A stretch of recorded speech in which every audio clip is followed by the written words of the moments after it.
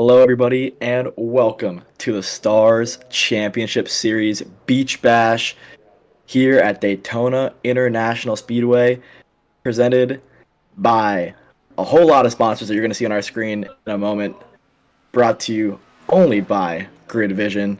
My name is Alexander Searle, alongside me in the booth, not alongside me, but on air, Emery Lida. Emery, we got the LMDH and GT3 cars here tonight.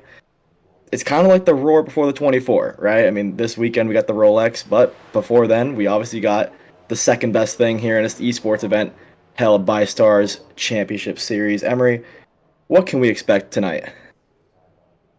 Thanks, Alex. I'm really looking forward to this. It's Tuesday night here. We've got Daytona International Speedway, one of the most iconic tracks in the world, playing host to round two of this championship. It's going to be a different format. The first time we've seen a long form race, 90 minutes the distance. That is a lot different than kind of more of a sprint format that we've seen in the most recent race as well as in past esports events. I have to say, I could not be more excited for this. I mean, we're talking about some of the best drivers that we've seen on this platform going head to head. We're talking about a track that produces very close racing, even in this long-standing format. And we're talking about multi-class racing, which is new to the Stars Championship Series esports events. And that's something that I cannot wait to see what happens as we get set for our single lap qualifying, Alex. Yeah, qualifying here, it's important, but it's not ultra important, right? Because this is a long racetrack with long straightaways. The draft is going to be big, and it's a 90-minute race. It's an endurance race at the end of the day. So I suspect people going out there and trying to do the best lap possible, but it's not a do or die moment like we saw maybe at the Watkins Glen race last month. So I'm excited to see what these guys can do. Right? I mean, the cars really haven't hit the track yet, but should be a good one here. I mean, you and I both have a bit of experience around this place. I've done it in the Miatas. You recently did it in a go kart. Obviously, a lot bumpier for you than it was for me, but nonetheless, this track is high speed, right? I mean, from turn one to the final corner, the final bus stop chicane, it is. You need to pretty much just hold your breath and pray that the car sticks. This is one of the best racetracks in the country, in my opinion, whether you do the oval or whether you're doing the road course. Emery, what are some of the things that you felt out there when you were in the cart? Yeah, I mean, first off, the bumpiness is just really what got to me. When you come onto the straightaway, the transition from turn six, as it is on the kart track, up into the turn two banking or turn one banking of the oval, it is something that you're carrying so much speed. It's kind of a blind commitment type of corner that you have to really sit in, as you can see right there now. And it's one of those things, too, where like that transition is a lot easier said than done. And I think that's an area as well. You mentioned the high speed nature of the track in general. And I mean, I think the amount of commitment you have to do through some of these corners, into the turn one braking zone, into the international corner, into the bus stop. I mean, all of those areas are high speed. They require a lot of commitment. And I think you're going to see a lot of drivers tested here when it comes to being consistent over the course of such a long race. Yeah, these are we see through the bus stop there. It's one of those corners where you have to be picture perfect, precise. If you mess your braking by just a hair, you're in the grass. And if you hold your braking too long, you've overslowed, your straightaway speed is gone. But if you don't brake enough, you lift your nose up too soon, you don't have enough weight on the front tires, the car is not going to steer for you. So it's a balance of precision and speed, and it's one of the coolest things to watch a car go through there in the bus stop. I've been fortunate enough to see it in real life and do it as well. Turn one here is really underrated as one of the toughest break zones in the country, right? You're coming off of the high banks, downhill, you have to go through the transition, roughly where you're going to start braking in these GT3 cars, and it's really easy to either lock up your front left, front right tire, or even your rear tires slightly. And so we're going to see a lot of guys probably blow turn one a few times tonight through the 90-minute race. But yeah, it's one of the best tracks in the country, in my opinion. Here we go through one of the two horseshoes. Another corner as well. Deceivingly difficult. Easy to miss your apex, but it's all about exit speed. This corner right here, heading off the back straightaway, like Emery said, that transition is easier said than done, right? You got to carry as much speed as possible here, climb the hill, time your shifts perfect. Because at the end of the day, straightaway speed is so important. And I mean, when you get onto such a long straightaway in a cart without the bus stop, it was flat for 96 seconds for me.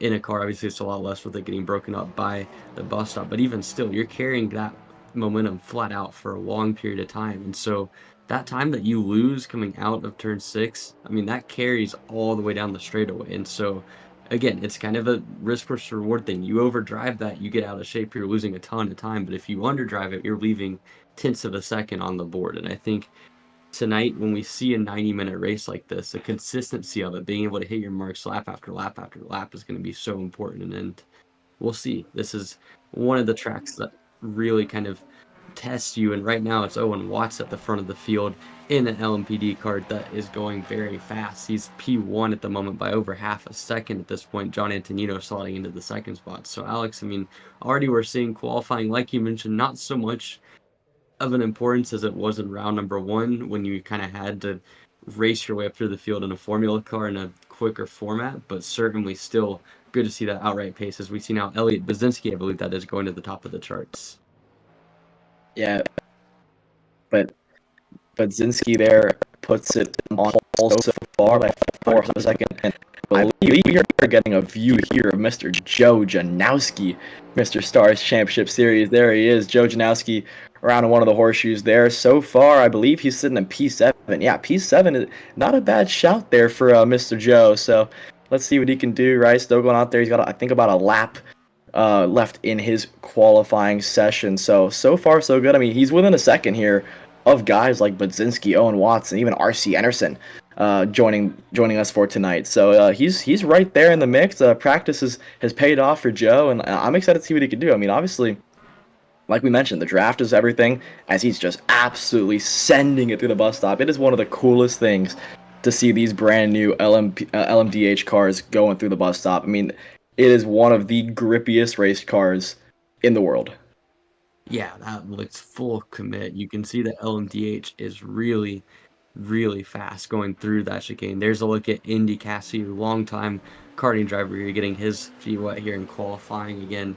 36 kart here. We'll see where he slots himself up on the board. I believe he's 8th right now, so a little bit of work to be done for Cassie, but still not a bad effort. And now coming around the high bank, flat out, full commitment. This is going to be kind of coming to the end of the lap, and we can see now him coming to the finish line here, and now does not improve. No, okay, he goes up to 4th there. A little bit of a delay, but still a good effort from Cassie. Yeah, it's a close field. I mean, I think as we got a view here of Rod Clenard there, shifter driver there, goes into the grass. That's gonna be a 1x. That lap time is not gonna count. For those of you who are watching who don't know how iRacing works in the qualifying system, if you drop a tire, even if it's just one single tire in the grass during your qualifying lap, you'll get what they call a 1x. Your lap is invalidated. It does not count. And so what we're witnessing, I think, for that first lap was drivers taking it easy, right? Because like I mentioned, qualifying isn't everything, but you still want to qualify towards the front. And so we call it, the banker lap, as we get a view there of the Red Bull BMW of James Brancati. But yeah, we call it the banker lap, right? And now we see drivers starting to set their flyer, going out there and seeing what they can do. But you want to get one lap in to guarantee yourself a decent starting position. You don't want to put any tires off, otherwise you're starting to the back. Yeah, again, overdriving it and making yourself scrub laps off is not a good method to success here. And it's not quite the killer that it would be in round number 1. We were running those F3 or F4 cars around a track like Watkins Glen, but it's going to be tough to overcome if you're on the back foot heading out of qualifying. And so for Elliot Basinski, we've seen him in a tight qualifying put himself up at the front. I believe that's Eli Warren, the slot in the top 3 as well, behind Owen Watson. Basinski, only 700ths the difference between the top 3. I mean, looking down this list, I mean, we're seeing a lot of fast drivers putting their laps down. Janowski's fallen all the way down to 12th. Those guys like John Antonino's gone up the list. I believe that's Vaughn Beasley as well, one of the top 10. So, I mean, these guys are putting it down. I mean, it's going to be interesting to watch when the class is this close and this competitive over the course of a 90-minute session. I'm sure the racing is going to be extremely tight, both in the LMDH as well as in the GT cars. Yeah, for sure. I mean, for a guy, for example, like you mentioned, Vaughn Beasley, sorry, P7, right? He's one of our fastest guys from Watkins Glen a month ago, and there he goes. He slots himself back in a P5 just on cue there, so that's a solid lap for him. I mean, look how close this field is, right? 400th, 700ths, and then it's 0.2 a pop for 4th and 5th there of McMahon and Beasley. So it is a tightly packed field. It's only really 0.21, right? Pretty much 2 tenths for Schooler, and then Cassie 3 tenths back. So this is anybody's race. I suspect Watkins Glen was close with the F3 cars, but I think with the LMDH cars and even with the GT3 cars, with how much the toe, matters, right? And with the inclusion now of a pit stop and strategy and when do you stop and how much do you want to lead the pack? Because if you're the guy out front, you're like a barn door. You're blowing this big hole in the air for everybody else, and you use the most fuel. So it's one of those things where we might see some gamesmanship happening. Who knows if anybody's had some pre-race handshake agreements to help each other out in fuel strategy. And then in the mix as well, we have to remember lap traffic, right? Because we have LMDH and GT3 cars. Naturally, the prototype cars are a lot quicker. You're going to end up lapping these guys a few times per race. Lap traffic's important, how quickly you can get through it. So it's going to be interesting to see what these guys can do, not only in qualifying, but for the next 90 minutes in the race. Yeah, I think this is going to be interesting to watch from a traffic standpoint. We're talking about 12 and a half seconds is about the interval between the LMDH cars as well as the GT3 cars. So both of those, but the pro and the semi-pro category is going to be out on track at the same time. Basinski gets himself what looks to be as of now the pole position in qualifying on the LMDH side of things. And then, I mean, we're seeing a very tight qualifying there. The top three within 1/10 of a second. That is impressive. And again, I mean, these guys, I mean, they know it's a marathon, not a sprint. You get a full race distance to kind of work it out when it comes to the order of things. But on the GT3 side of things, how about it for James Presley as he puts himself in P1 on that side? So again, or actually, excuse me, I think that's Cadence Presley is Yeah. P1 on, yeah. Caden Presley ends up P1 on the Porsche side of things, ahead of Brandon Lemke, who, I mean, again, we know this. Lemke is very competitive in the kart, and it looks like he's slotted himself rightfully into the top echelon of things on the semi-pro side, Alex. Yeah, I mean, what a run for Cadence Presley. I know he was excited about this one. I saw he was posting about it before today, and to out qualify a guy like Brandon Lemke, it's not a bad thing. Not a bad thing at all. So let's see what he can do for the next 90 minutes when this race gets going. But how about it for Elliot Budzinski, your pole sitter for the overall pole sitter, should I say, in the LMDH class? He's gonna lead the field to green, Emery. I mean, I'm excited. I was excited for the Watkins Glen race a month ago, but I'm real excited about this one because like we've been almost regurgitating it, right? Draft's important. This track tends to race really, really well there. We see the layout. We see the difficulties that this track you're gonna have to face, right? It's the downhill break, sort of downhill, should I say, off the banking into the brake zone in turn one, the S's, then through the International Horseshoe, then the West Horseshoe, then you have to get onto the back straightaway into that bus stop. I mean, there's so much room for error, but there's also so many places where you can gain and lose time. So I'm really excited to see what happens in this one. And again, the draft that you can get in these LMDH cars, I've gotten the chance to drive them a few times on iRacing. They're a blast to drive. One of my favorite cars to drive on iRacing. But I know from experience that they will bite you if you put 1 foot wrong. So it'll be interesting to see who can keep each other honest and pretty much who doesn't make the most mistakes. Yeah, and I mean, through the two horseshoes in particular, you have two corners there where the benefits of carrying good exit speed are very strong, and you kind of have to run the corners to maximize exit speed. The downside of that, though, is if you overdrive it even slightly, if you get on the gas a second too early, with the sort of blind nature of those exits where you're going to get your foot on the gas before you really see the track out of the corner, if you overdrive that and you're off into the grass or you drop a wheel, I mean, you're talking 3, 4, 5 tenths, maybe even more out of those two corners. And then again, on the second part of things, that actually hurts you all the way down, honestly, down to the straightaway because the turn 6 is not as much of a braking zone as you would imagine. So, I mean, those two corners have a lot of play in them that you can lose in the infield. I think it's going to be critical that we see these guys continue to not make mistakes, and that's going to be the difference. We saw over one lap a guy like Elliot Basinski put in a absolute heater, but can he keep it going for 90 minutes? That's going to be the question of the day here, Alex. Yeah, for sure. And we're actually getting a view there of Carmen Caruso, who I believe is just starting their qualifying lap. So this qualifying session isn't over. There's still a chance that Cadence Presley gets knocked off of the pole position here. But yeah, like you mentioned, Emery, a lot of room for error. But nonetheless, I mean, this track is an absolute blast to drive in, and I don't want to give away any secrets, but I do know how iRacing works, and I know that you get, some leeway in how many, X's you can get before you get a penalty. And so I know for a fact we're gonna see some guys start to abuse that a little bit, right? Because in the bus stop on the exit, you can actually put about a tire and a half off before it registers you as a 1X. But even if you put 4 off, right, if it won't give you the penalty. So as long as you don't get the allotted amount of X's before you get a penalty, we're gonna see some guys start to use that just so they can get the gas Good evening, driver. that little bit sooner than the next guy here. But Emery, we got our starting lineup here. Let's walk it through it. We got Budzinski on pole position, Owen Watts in P2. That's Eli Warren in P3 there. And then it's John Carlos Schooler. And then it's going to be Mick Mahan there in 5th position. That is Vaughn Beasley in 6th. Indy Cassie 7th. That is Simone Demori there, I believe, in the 8th position. Then it's Christopher Spada and R.C. Anderson rounding out your top 10. Emery, you want to go through the rest of the grid for me?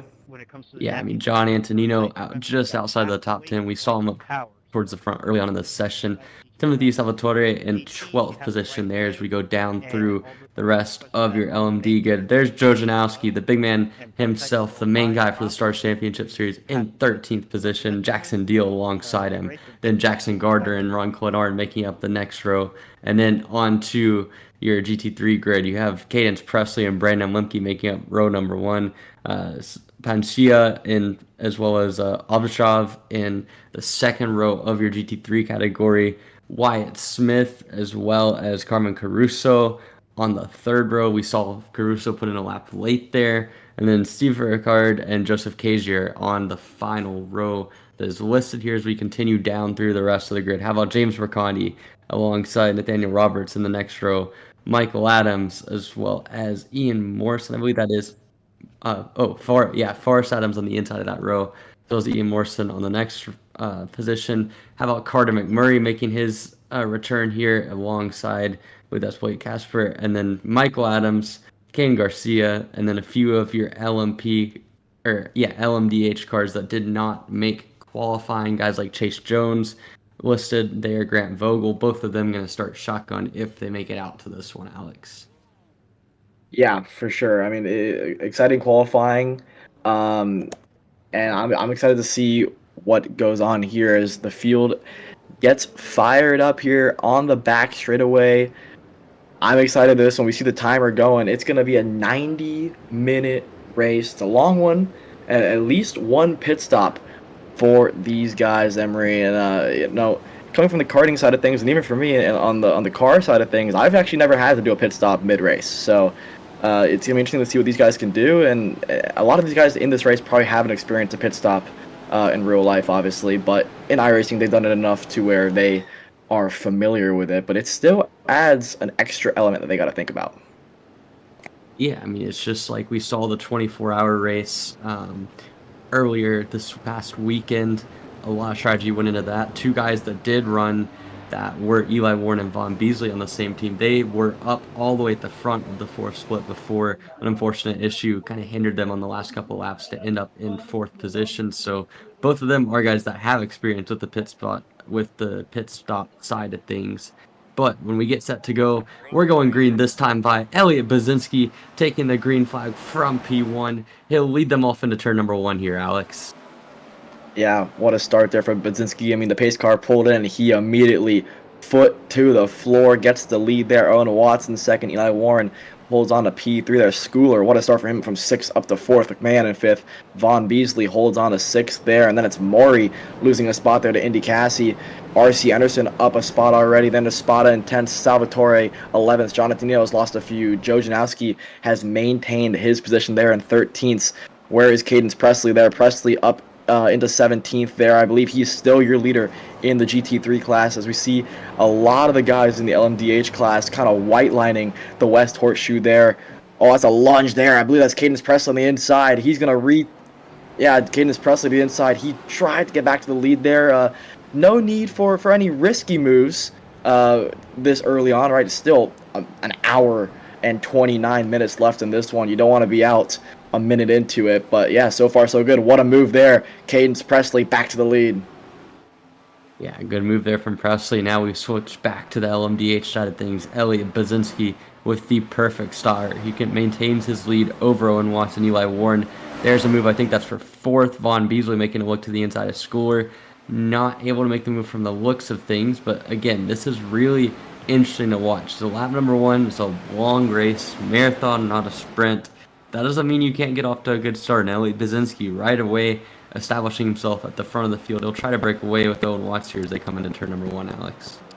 Yeah, I want to point out the draft. I mean, he exited almost 4/10 ahead of Owen Watts. And into the braking zone, it was down to a 10th. So the draft is at least, just from the first lap alone, from what we can see data-wise, we have 1 lap of data to go off of.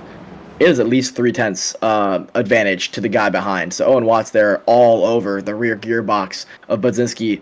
Nothing to it yet in the West Horseshoe, but like we predicted, this is kind of what I expect, right? You're going to have a 2, maybe 3, 4 car breakaway out front. I don't think Owen Watts wants to get to the lead, though, because like I mentioned, being the leader of a train means you are punching the biggest hole in the air, means you're using the most fuel. We saw it in the F3 race last month, where Braden Eves thought he had it won, used too much fuel. I think we're going to see something similar here. We have a guy like Owen Watts, Eli Warren, who are perfectly content to sit in 2nd and 3rd and use less fuel than the next guy. They can go longer in their stint before they have to go pit.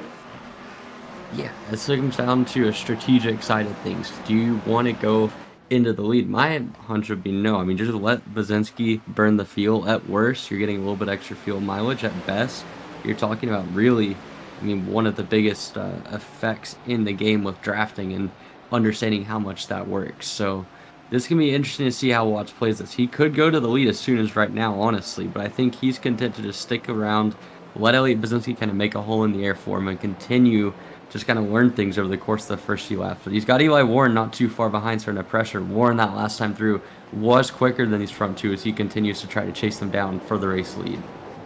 Yeah, again, Owen Watts, as we see already, cars having to deal with lap traffic. That's one of the drivers in the Porsche there that just didn't have the start they would have wanted. Whoa, Baczynski spun around! He went around the outside of the Porsche and couldn't make it stick. I mean, I didn't think we'd see it this soon, Emery, but Baczynski spun around, definitely going to have damage to that rear axle there, and he's going to be, his race is done, essentially. Wow, that is insane. Elliot Baczynski, only a few laps into this one, he's going to crash. I think that's his race done. Decides that's enough. I'm done with this one. So Elliot Baczynski, your pole sitter, up at the front of the field, led the opening couple laps, gets into it with lap traffic. Already that's the split classes coming into play. And for Baczynski, a night that started out as good as it could, a guy who had a lot of success in that first race weekend up until he also had the fuel issue. It's over right away for Elliot. So unfortunate for him, but I mean, hey, this is some of the challenges with this split class system. You have to be able to make moves. There's like another guy making moves. Chase Jones did not go out there for qualifying, but he's up to 16th already. So we kind of getting to see how much of an impact qualifying can make. Baczynski started all the way at one end of the grid, and he's out already. Chase Jones still has a lot of time to make up, but he's getting his way up through the field here so far here, Alex. Yeah, it's going to take a miracle for Chase Jones to have a chance at this one. I mean, he's 30 seconds behind the lead, so it shows that qualifying still does matter when you have to start in the back of a 30-plus car grid. But nonetheless, I mean, at least for Chase Jones, he's still in this one. Owen Watts, Eli Warren, they've been given a lifeline essentially there with Baczynski being out. But now for Owen Watts, his strategy in this one was probably to sit behind Budzinski, sorry, the whole race. It's not going to happen anymore. Now it's Watts punching the hole for Eli Warren there. You get a view of Cadence Presley, who is that's your leader in the GT3 class. It's going to be Panisha behind him. I want to know what happened to Brandon Lemke, because I know he started second in the GT3 class. He's not even in the top 20, so I don't know if he was one that had a bad start. Look at the lead those two guys have. I mean, it is 20, 25 car lengths to the guys like Bowman and Vogel there in 20th.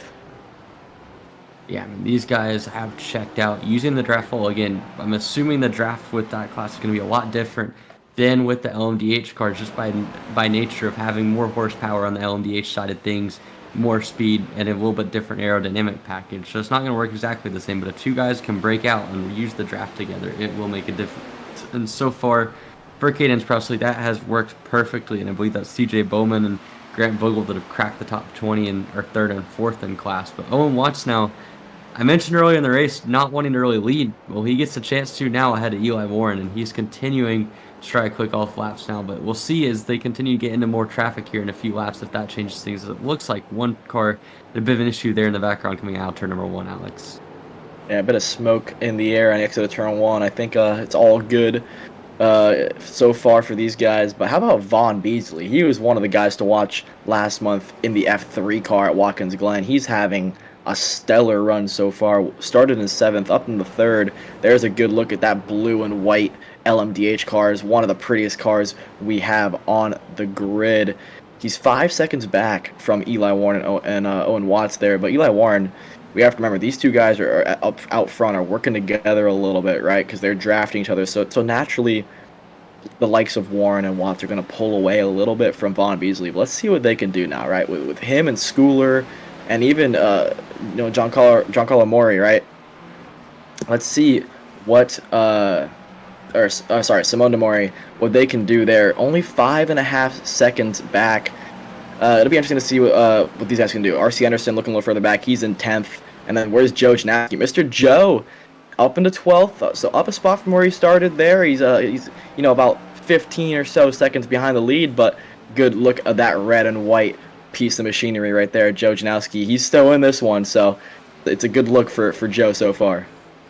Yeah, so early on in the race, we haven't really even gotten into the full set of traffic yet. We have not seen any pit stops, so a lot of time there for Joe Janowski to make his way up through the field, and we're seeing smooth, consistent line by him. Not quite as much attacking in the bus stop on that last lap like we saw him doing qualifying, but you really get a good shot there of the field spread so far. I mean, Janowski's about 17 seconds back. That makes up the difference from the exit to turn 1 all the way up through about halfway down from the exit of the horseshoe that you could barely see. So, I mean, this is a pretty big difference. It's a long track, a lot of time to spread themselves out. And Janowski, I mean, on his side of things, trying to chase down Salvatore for that 11th spot. Again, this is not necessarily a quick race, but, I mean, already getting about 1/10 of the way into it, you're going to start to want to try to make some more moves, try to get up through the field a little bit more. And Janowski on the prowl now, trying to get up to that 11th spot.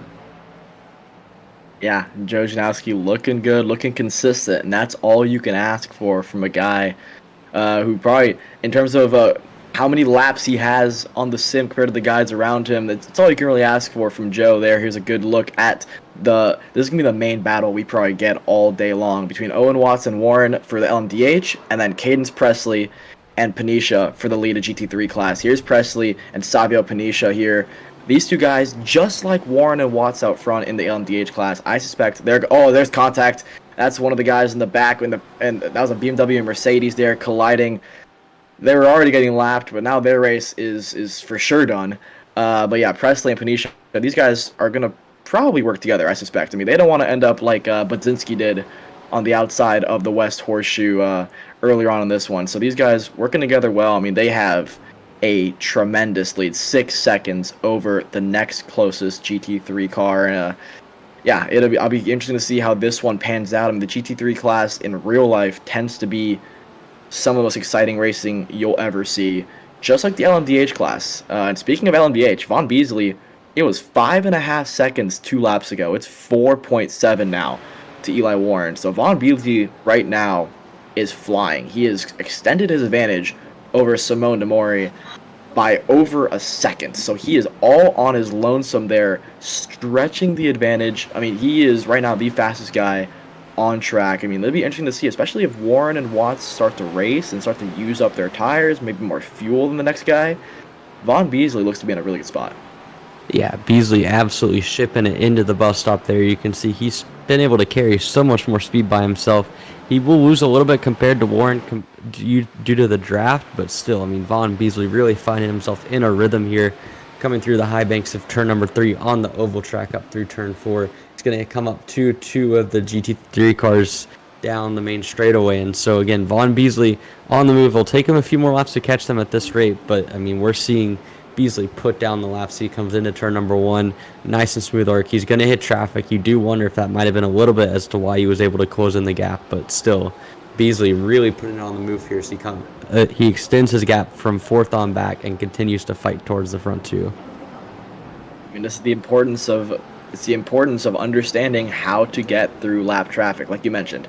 I'm sure this had a factor in why Beasley closed the gap by 2 seconds, but you saw how easily he was able to dice through. As whoa, that's close. I mean, it was shades of Budzinski earlier on in this one, but so far so good. Just getting around the neon green Audi R8 there, were the likes of, I believe, Cassie and McMahon. So that was close for those guys, but they are still in this one. Like I mentioned, though, Vaughn Beasley, it is 4.3 seconds. So for sure, lap traffic played a factor. But if you understand how to get around these guys, how to play your cards right, it could pay dividends later on in this one. Every second matters in endurance racing. There's the lights starting to flash there for the 21 Espada, who's now going to have to maybe go defensive in the bus stop.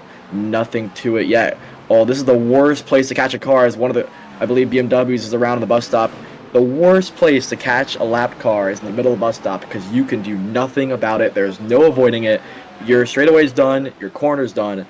So for sure, Spada's going to be a little bit frustrated with that one, just the timing. It's just how it works out sometimes. But yeah, an hour 17 to go.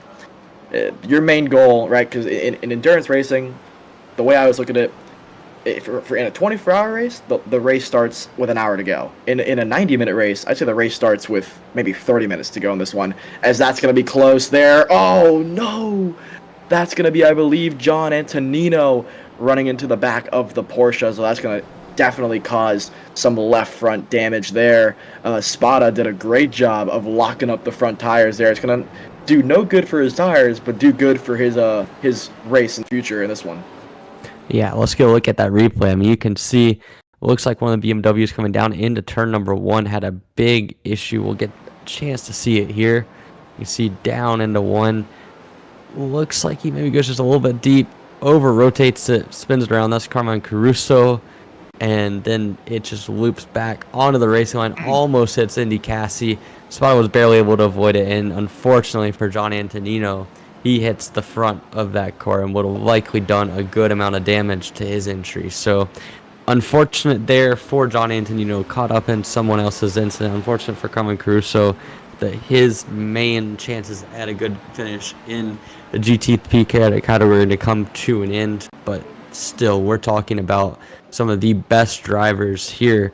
And, I mean, we're seeing some good racing. And I think right now, at the front of the field, Vaughn Beasley looks like he's kind of lost a little bit on this last lap or so. So, again, not quite what he would have wanted to see. I mean, again, the traffic playing a part on both sides. They're really kind of catching up to the back end of the semi-pro class, Alex. And, I mean, this is the kind of the sketchy part of the race, because you don't really gain a whole lot at this point in time with so much time left to go, but you make one mistake around this traffic and it can cost you, and it has cost a couple of guys already so far. Yeah, that's we got a good look at Forrest Adams here, rocking the Grid Vision livery. It's a beautiful looking BMW there. Forrest Adams having a solid race in this one. Not really close to the leaders yet, but still an hour 15 to go. Anything's possible. And like you mentioned, Emery, this is one of the toughest parts about endurance racing, right? Because you can get to a point like maybe let's say you're Vaughn Beasley. You can barely see the guy ahead of you. You kind of can see the guy behind you. You're in no man's land. The only thing keeping you focused is having to get around lap traffic, because it is so easy. We've seen it in all forms of racing, if you get by yourself, you can lose focus, you drop a tire, mistakes happen. We saw it just there with Caruso spinning it in the Porsche. We got a beautiful view here of one of the onboards of Owen Watts. This is your leader.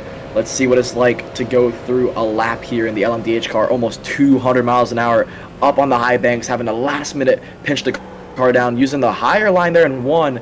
You could see the rotation there. I mean, it's just the different forms of pavement that makes turn one so difficult. Now we go to the International Horseshoe, having to do nice first gear corner, almost a diamond style there in the LMDH cars. You can see the rear already starting to break traction, right? We're starting to already lose tire grip. It's been 16 minutes. So it's going to be important to keep your right foot steady. Now to the West Horseshoe, late apex, spot it, back on the gas, use it for rotation there, down to first gear. You can see that steering wheel barely moves. It means he's using that right foot a lot to steer the car. It may not pay dividends later on for his tires. Now to the back straightaway, it's all about throwing the car in, using as much speed as possible, but also slowing the car down enough to where you don't go too wide. Now onto the back straight, the seemingly endless back straight, the banking, where it's you seem almost in a dream when you're on the banking sometimes. You don't think it's real with how vertical you are sometimes in that car. Now to the bus stop, you throw it down maybe 2 gears, yes, down to fifth, down to fourth, back on the gas, hammer down. You could see just that left tire skims the grass, but it's enough to knock it a 1X, and it's perfect, precise. Owen Watts showing why he's a front runner here in the LMDH class. But look at Eli Warren closing the gap, 1/10, 0.14. Is he going to have a run here? Nope. Eli Warren's going to lift, I think, a little bit there. Like we said, Emery, we talked about it all pre-race, but he's going to go for it. Eli Warren said, I'm tired of being second. Owen Watts breaks early. He's okay with that. He was tired of punching the hole. Now these guys are going to trade leads. Eli Warren to the front. Let's see how long Owen Watts is going to want to stay second. I'm sure he's going to want to for a while because he probably used more fuel than Eli Warren did in the first part of this race. Yeah, and we'll see as well how much of a tire offset there is too, because we saw on that onboard lap Owen Watts using a lot of slippage on the rear tires just from using the gas to kind of rotate the car. It worked really well. It looked like a fast lap there, but at the same time, you have to be able to keep those tires intact over the course of a long stint. There's a battle going on behind them. I believe that's for third between Vaughn Beasley and Simon Demore, and so we're seeing what he can do. Demore goes around. Coming onto the onto the back straightaway, and so that's going to cost him a few positions and a few seconds. But for Demore, he had worked all the way to get up to Vaughn Beasley, lost the car, and I mean that hard work just goes completely undone. And again, that transition corner catches you out if you're not ready for it. Just a little bit too much entry speed. Maybe realize it locked it up a little bit. Not exactly sure what happened from that angle, but still, regardless, the end result's the same as a spin for Simone Demore. Yeah, Simon Demore there, just proving our point, right? How that corner, seemingly so easy, can catch even the best off guard, and that's what we saw there, all the way up to the rear gearbox of Vaughn Beasley. And he kind of just watched his hopes at a possible victory maybe slip away, right? Anything's possible in endurance. Here's Kyle Manger, one LMDH cars. He is your biggest mover in this one so far, rocking the Red Bull helmet. He's up 23 positions there, so what a run for Kyle Manger up into P11. He started in the tail end of the field. One of your guys that didn't qualify, but proving that qualifying isn't everything. He's 31 seconds from the lead of this one, but so far so good for Kyle. I want to look where Chase Jones is. He's in 13th, so Kyle got around Chase Jones. Chase Jones, last time we mentioned him, was 30 seconds back. Now he's 43 seconds back from the lead, and Chase is no slouch, so it just goes to show you the level of competition that we have here in the Stars Championship Series Beach Bash. Yeah, absolutely. And Chase Jones not going to be happy to be losing 13 seconds over the course of only a few laps. But, I mean, it's still not over. There's a lot to play for. There's Carter McMurray going for a move down the inside. You can see him on your screen there. That's the battle, I believe, towards the front end of the semi-pro class there. And you can see McMurray spotting the neon green and lime kind of colorway there. There's Luca Brancati as well as Michael Adams all racing their way through the field. You can see, I believe they still have a ways to go to catch up to Cadence Presley and the likes of Panchia, Grant Vogel, and the rest of the class. But still, McMurray up to the front of that group, and he'll continue to work his way up through the field.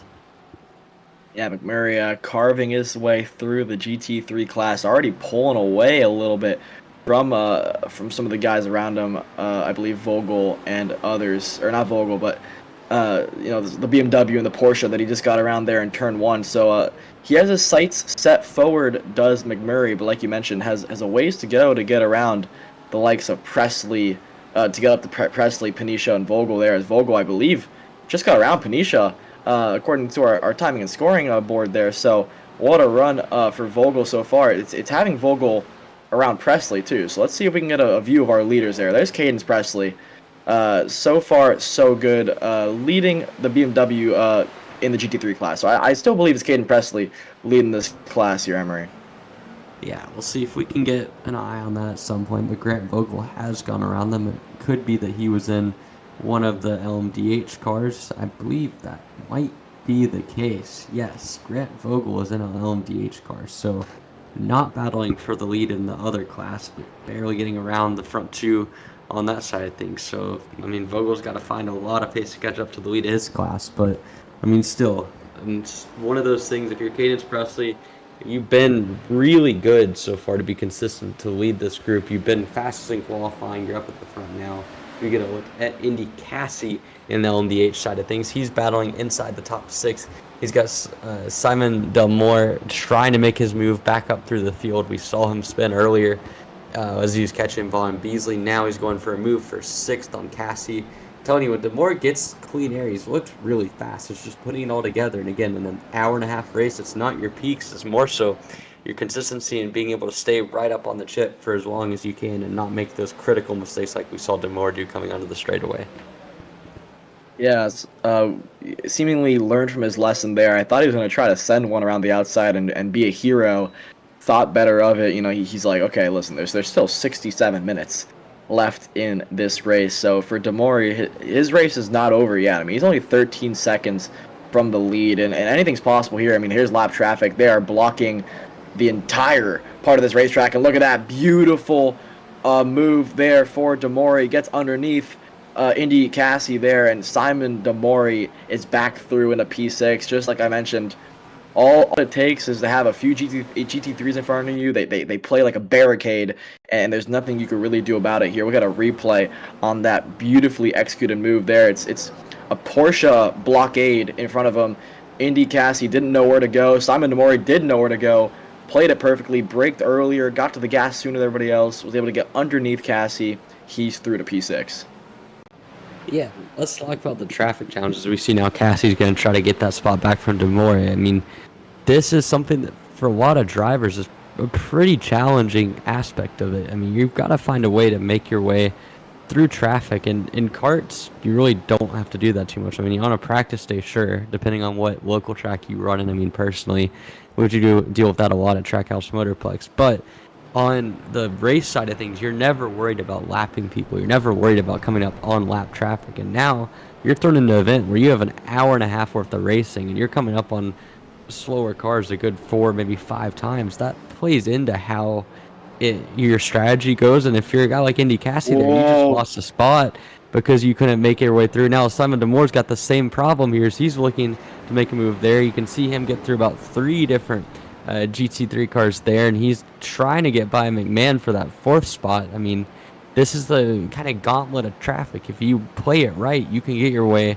up a few spots. If you play it wrong, you're going to lose spots. So the traffic offers an interesting situation here, as I believe we've also had a change for the lead in the last couple laps with Owen Watts getting back to the front ahead of Eli Warren. So again, maybe that's another thing with traffic. You can see there's Watts back in the race lead. We'll see if we can get an eye out on that one. There's the two of them. Watts going down the main straightaway. You can see, again, this is something they're probably playing games at this point. You know there's no real point in trying to pull away from the other guy. And yeah, you can see Watts goes to the inside. Warren's not going to defend that too heavy. They come into turn number 1. Easy move. Owen Watts says, okay, hey, I'll lead the race again. And now he'll see what he can do from there. So there's the 2 leaders again. Watts and Warren. They've worked out a few seconds as Warren now down the inside into the first of the two horseshoes. So Eli Warren must not be too happy with Owen Watts' pace, and he gets himself back up. And again, I was just about to say they've pulled a pretty big size gap back to Vaughn Beasley, who looks like he's maybe cooked his tires a little bit. But if they keep fighting like this, it could bring him back into play, Alex.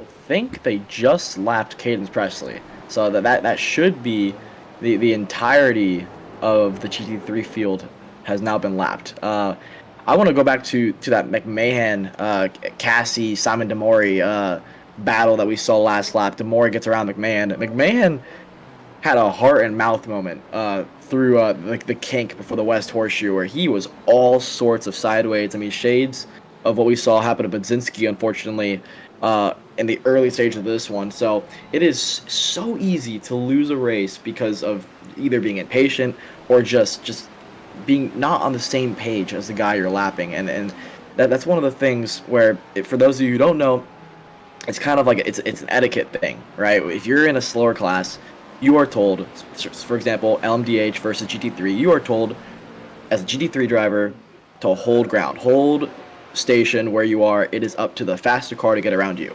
And usually what happens whenever there's incidents that occur, it's one of the two drivers is not on sync, right? So one guy tries to pull out of the way, but it's already too late because the guy in the faster car went the same way, and now you have contact, or vice versa. And so for anybody in a GT3 car, it's one of those things where right? It's an unwritten handshake agreement. You hold your ground. You let the guy in the faster car, who is clearly capable of getting around you because of the horsepower difference and the aero difference, to find a way around you.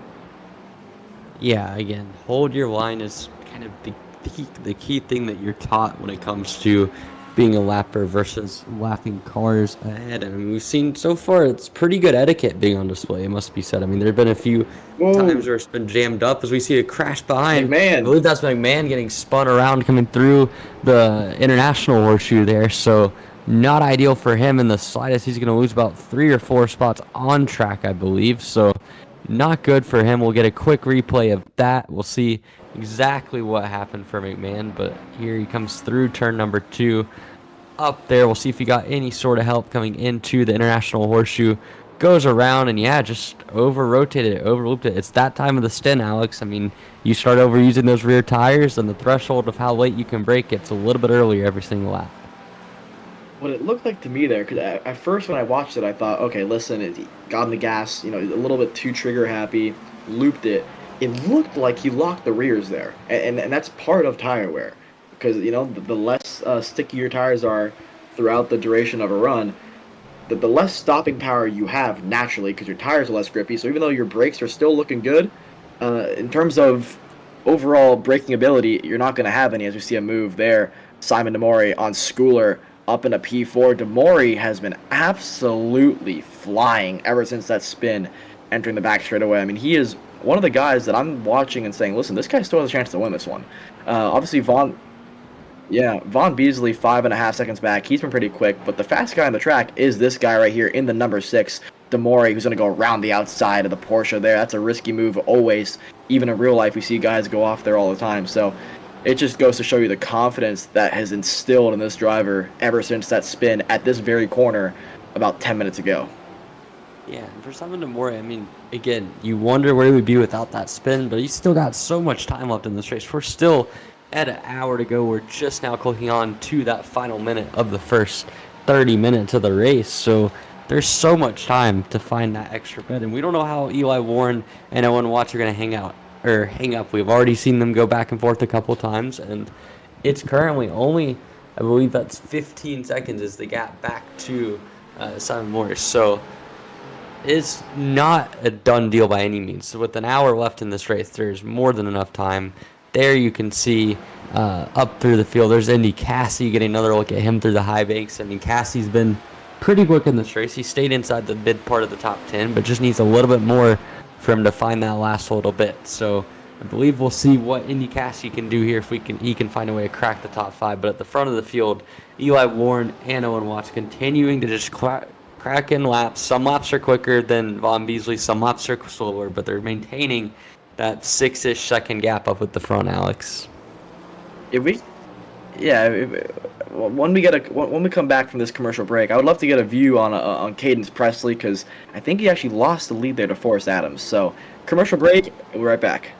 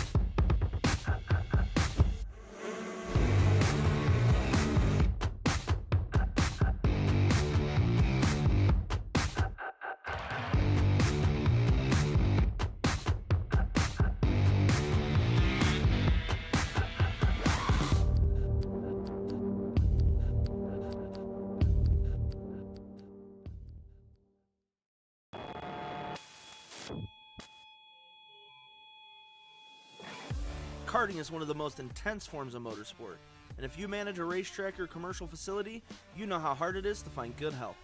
Let us introduce to you our newest track safety product, the 4-flag light system from Pixelcom.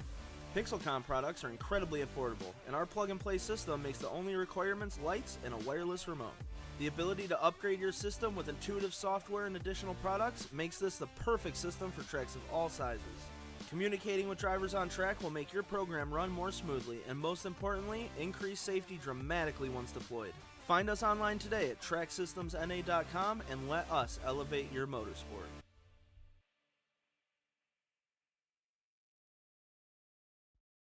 Racing isn't easy, but experiencing it is. All right, welcome back here to the Stars Championship Series Beach Bash. We're here in Daytona International Speedway. Not much has changed in your top 5. Owen Watts still your leader. Eli Warren all over the rear gearbox, like we've seen for the first 30 minutes of this one, right? 3/10 separates your top 2. Vaughn Beasley has lost about a second and a half to your leaders out front, and then it's Simon Demore who has maintained that 14-second gap. He is still one of the fastest drivers on the grid as it stands. Schooler in 5th. Indy Cassie, even with having to slow down for McMahon there in the West Horseshoe earlier on in this one, is 6th. Spot is 7th. McMahon 8th. RC Anderson has driven his way up into 9th, and then it's Kyle Manger from the back of the grid up into the top 10. Oh, Whoa. Indy Cassie lost it there. So not good from Cassie as he lost it coming I was onto the just straightaway. mentioning Indy Cassie having a good run, and I cursed him. Commentator curse. I mean, it never fails me.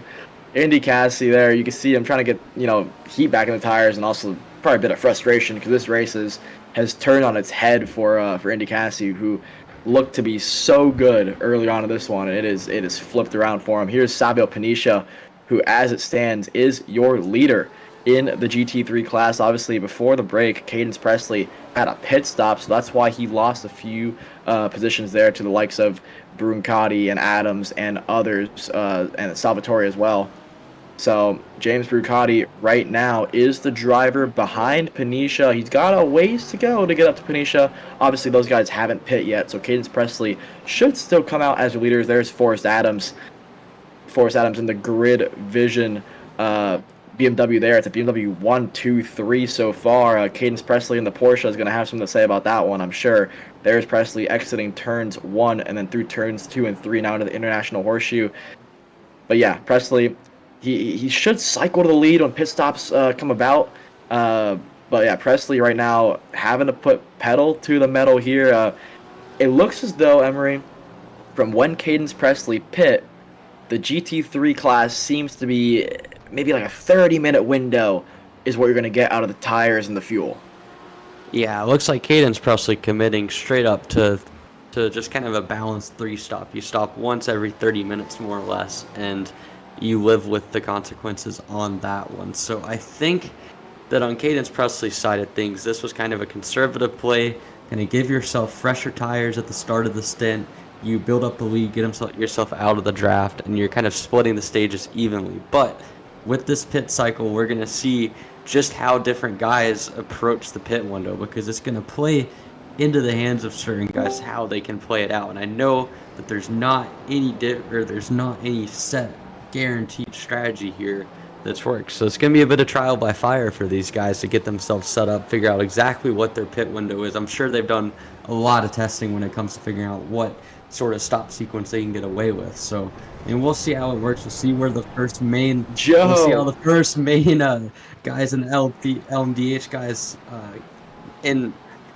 how they end up doing with the pit stops. Jackson Gardner there, we'll get a replay on this one, for a little bit of a hike through the infield grass here at the Daytona International Speedway on the road course. There you see an international corner, just way too deep there through the horseshoe, and no harm, no foul. But I mean, that braking zone's a little bit too short to be doing that, Alex.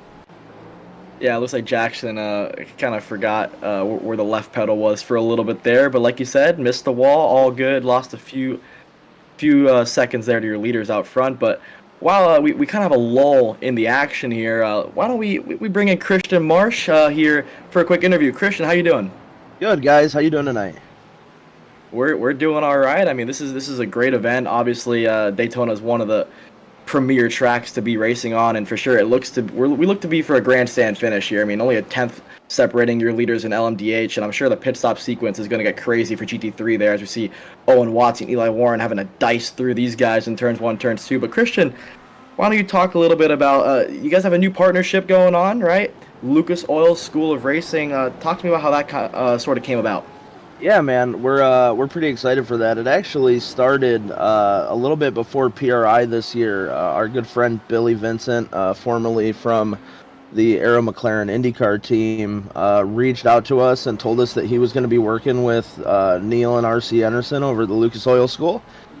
And, we love Billy, and we love what he does for the sport, and how he's always kind of made it a priority to come back to karting and put a lot of focus and energy there. So when we heard that he was going to be involved with the Lucas Oil School, in addition to the Cox family, Elliot Cox, and their group, it just really, for us, it was kind of like the Stars family getting involved with another group made us really intrigued. So after sitting down and getting to meet Neil and RC and hear more about their program, we just felt like it's a good fit for us, because not only is it a driving school where people with all sorts of levels of experience can go and experience what it's like to drive a proper open wheel car with paddle shifters and all the updated features you would see on an open wheel race car, but they're breeding racers. It's not just the driving school. They have a racing series that they run every year.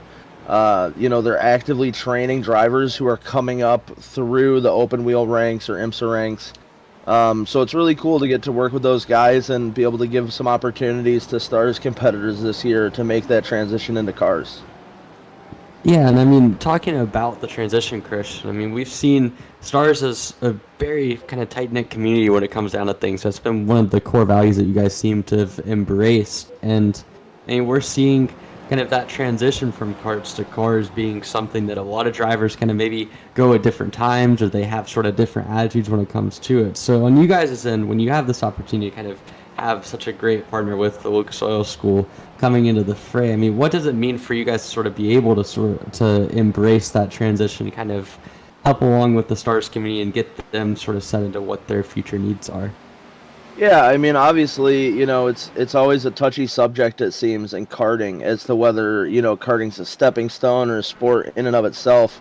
I find that things in life are often more nuanced than that, right? For a lot of people, karting is it. They're lifelong karters. They just want to race, and And there's probably no form of motorsport, outside of the top rungs that gives you like that wheel-to-wheel racing experience like karting does.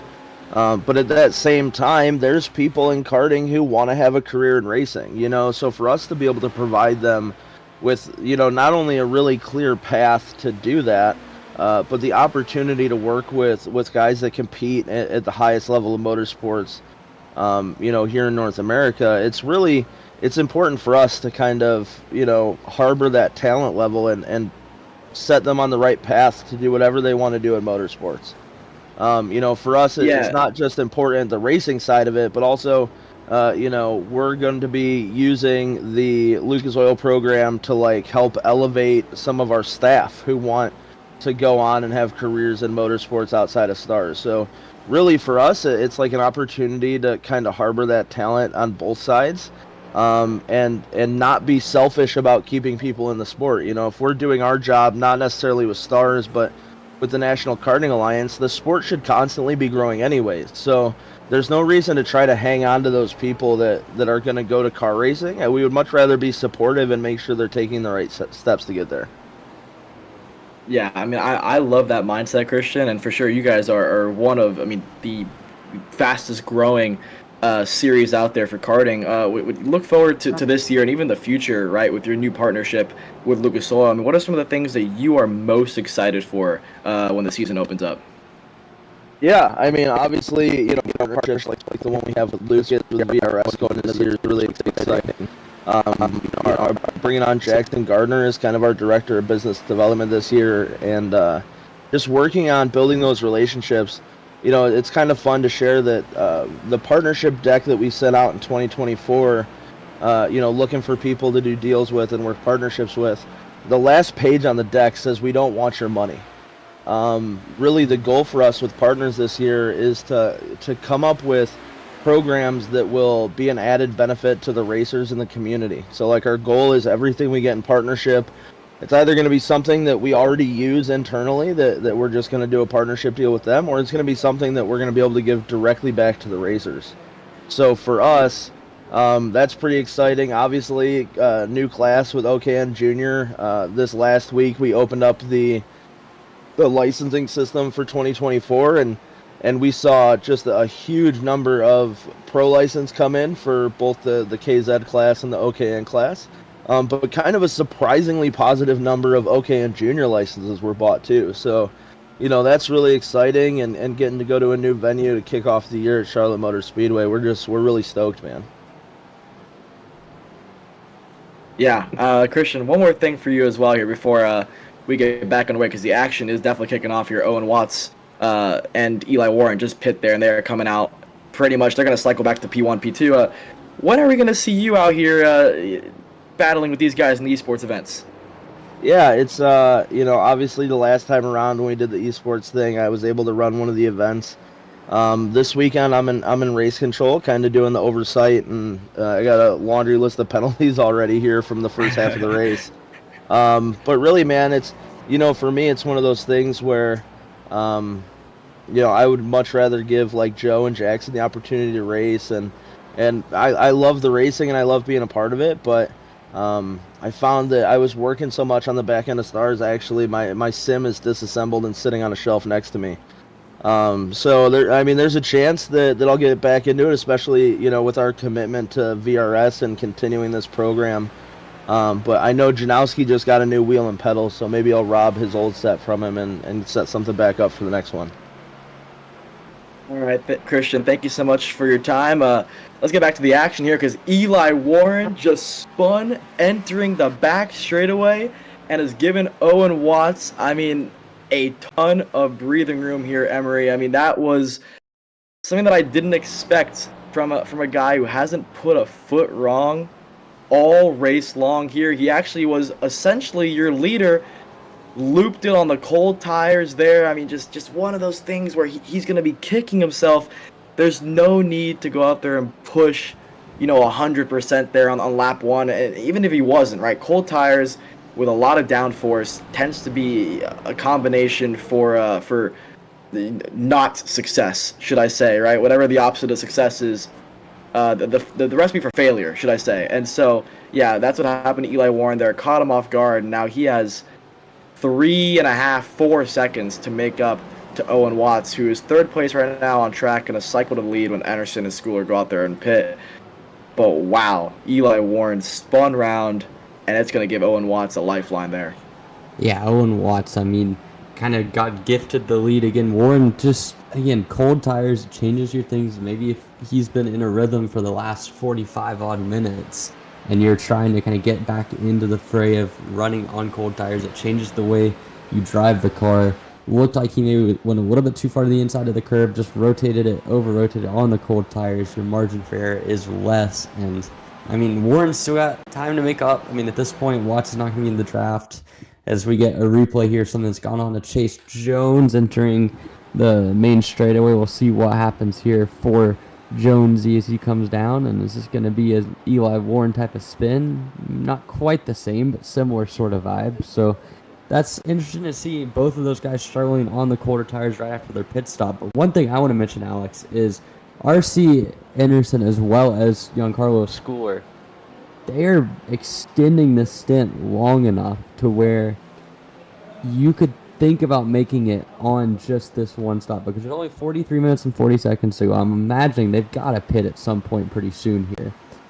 And so if they're in the race lead, they're not going to cycle back to the lead on merit on these stops. But if they can make it on one less stop than the rest of the field, it looks like it's going to be close one way or the other. That could put them in position to get the win. So we'll see how the strategy plays out. Again, it's early on in the race. There's still a lot of time left. We've seen the other guys could still extend their second stint, but this is something to keep track of here, because if Schooler can extend that stint, he will be sitting real pretty in the race lead here, Alex, as he comes in for his first stop of the day, and we'll see how long that is. That's almost 47 minutes into the race, so that's over half race distance that he's managed to complete on just one stint there, Alex.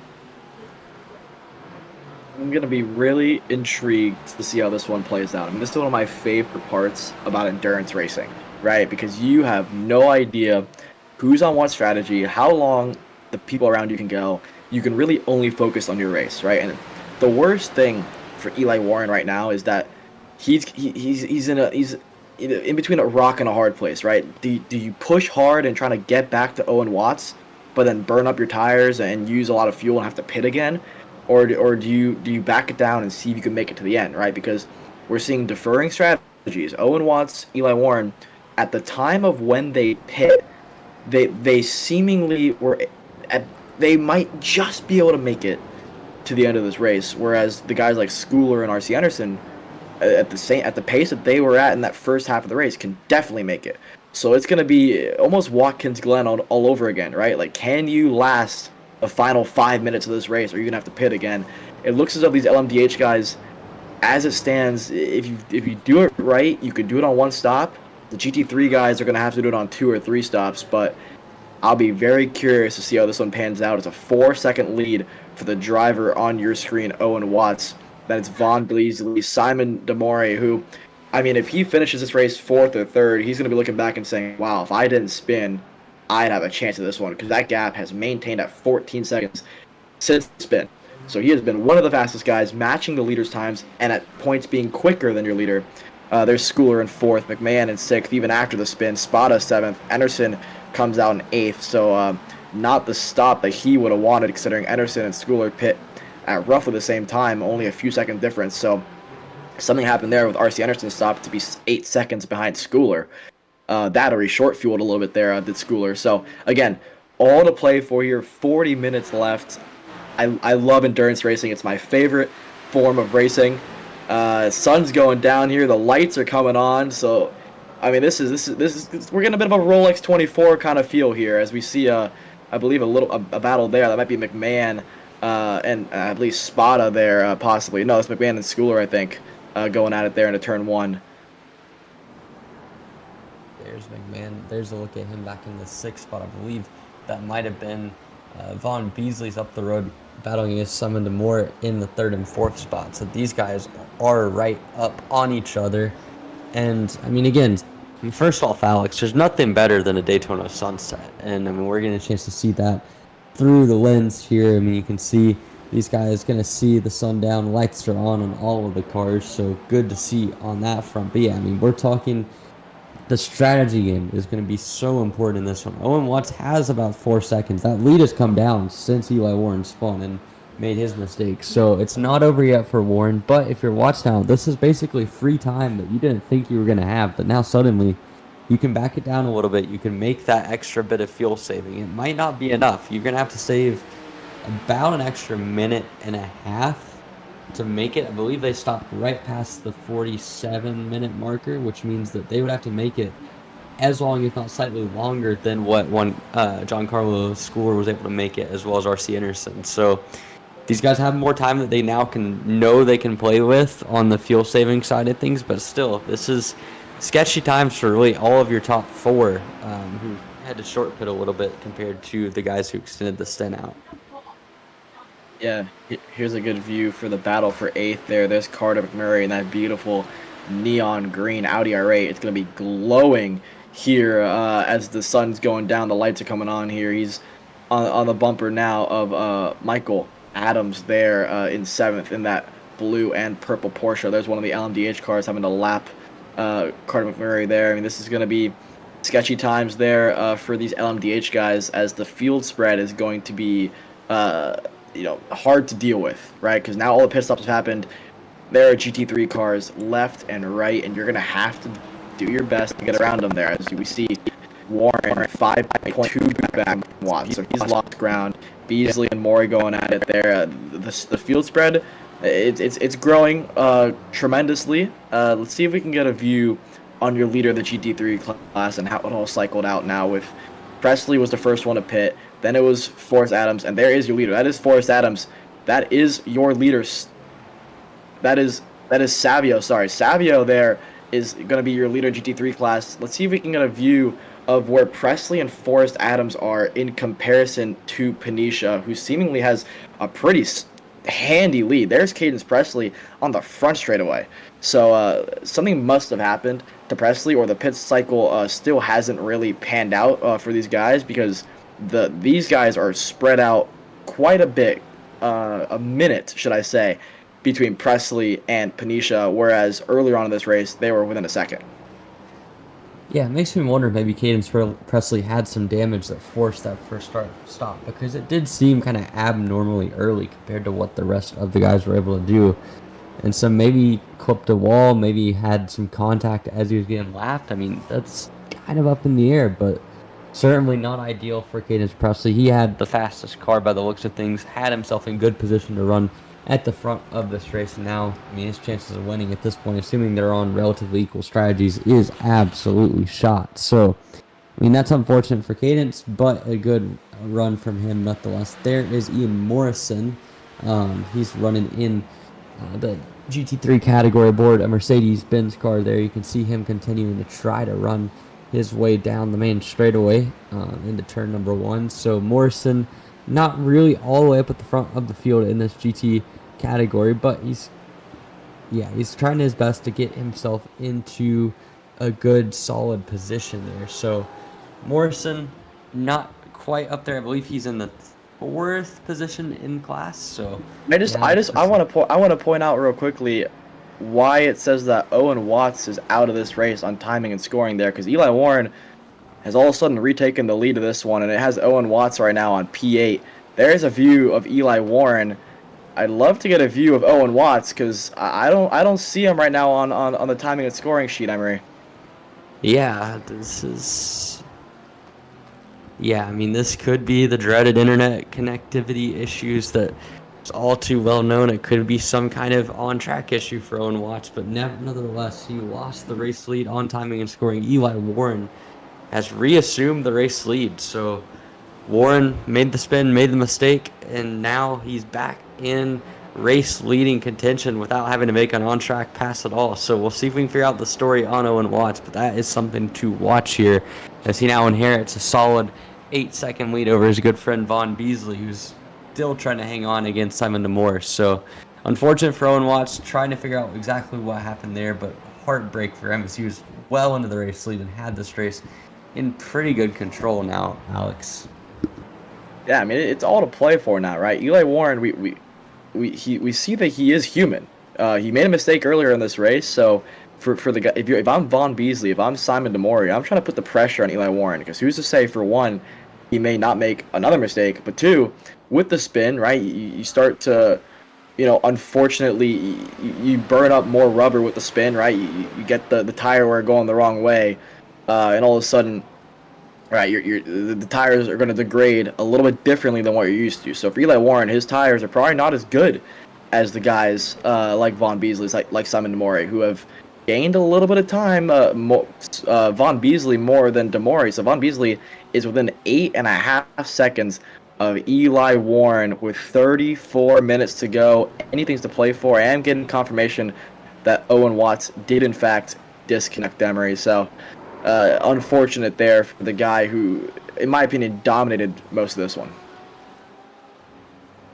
Yeah, and here we go through the West Horseshoe. It's still Eli Warren, your leader there, as the gap has increased dramatically. Actually, Vaughn Beasley is almost 10 seconds back, so we're getting lap traffic for sure in the mix of this one. So it's going to be interesting to see how the rest of this one pans out. Again, field spread quite large here. The last guy to get lapped so far has been John Antonino in 9th in the LMDH class. So Antonino up to 9th. The leaders are lapping cars here. We got a replay, Emery.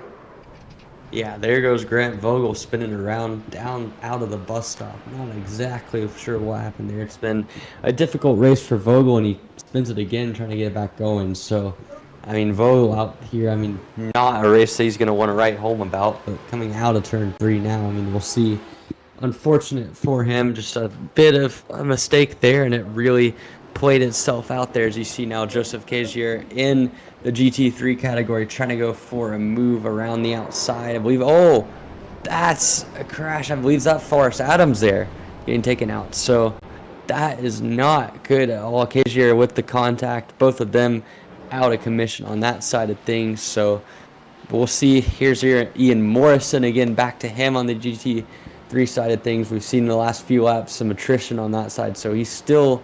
Oh, Morrison now drops it right. That was in front of Eli Warren.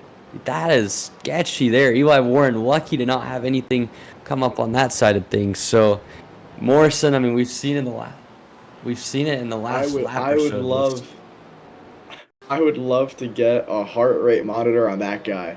Man, Eli Warren, that he must have skipped a few beats there, because his race just flashed before his eyes. Here's another view. Here's the view from Eli Warren's perspective.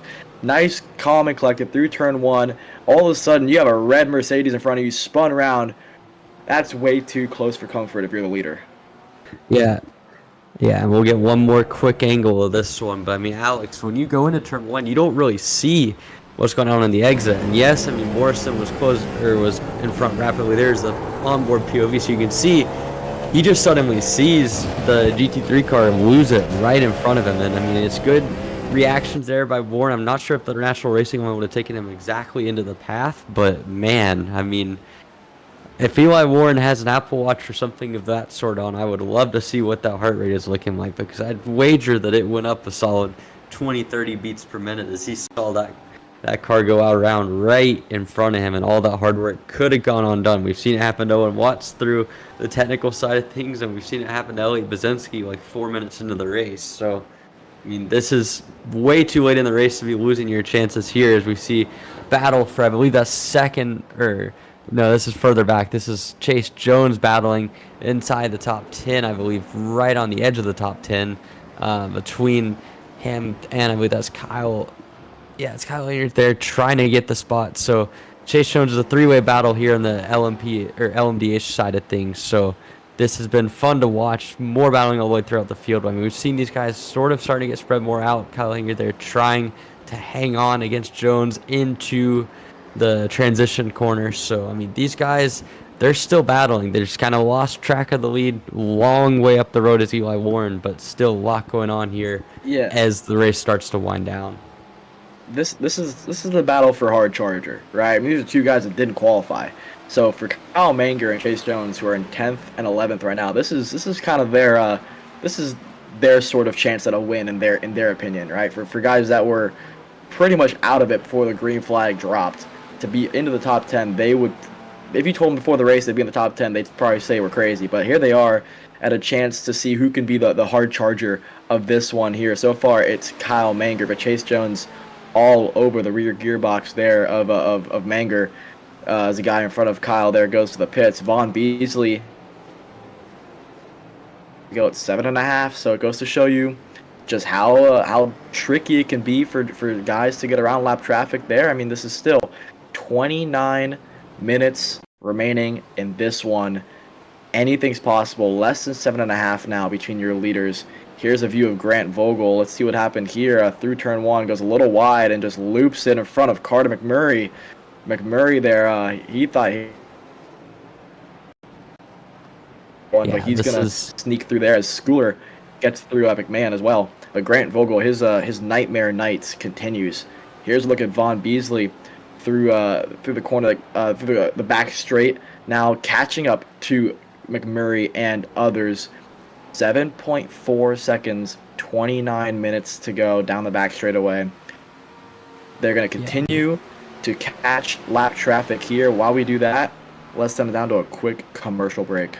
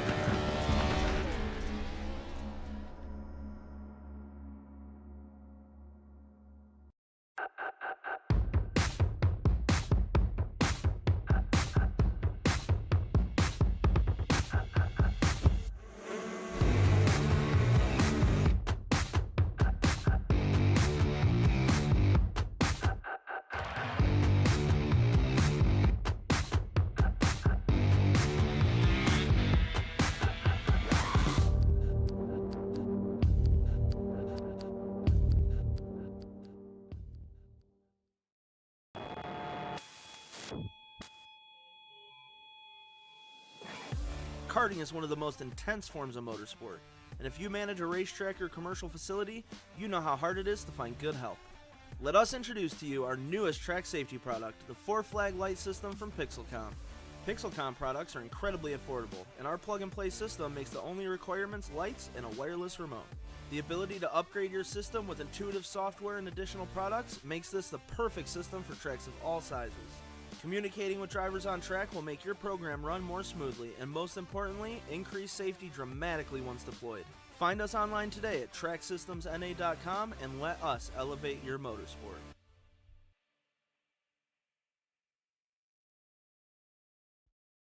Racing isn't easy, but experiencing it is. iRacing puts you in the driver's seat with the industry's leading sim racing game. Drive on laser scan replicas of the greatest racing circuits from around the world. Go head-to-head against other drivers chosen by skill-based matchmaking to ensure competitive racing at every level. Compete across all your favorite series. In officially licensed cars, engineered to deliver the most accurate driving experience possible.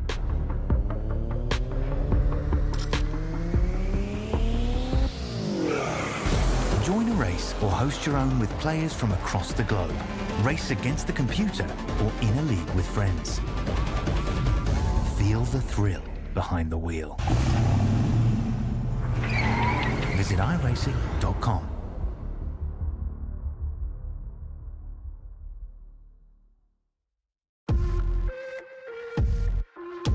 This is our VRS Direct Force Pro wheelbase, which is the heart of any sim racing setup. It's designed to give you the best possible feedback for all sim racing titles, and it was co-developed with the world's best sim racers to make sure it's fit for competition.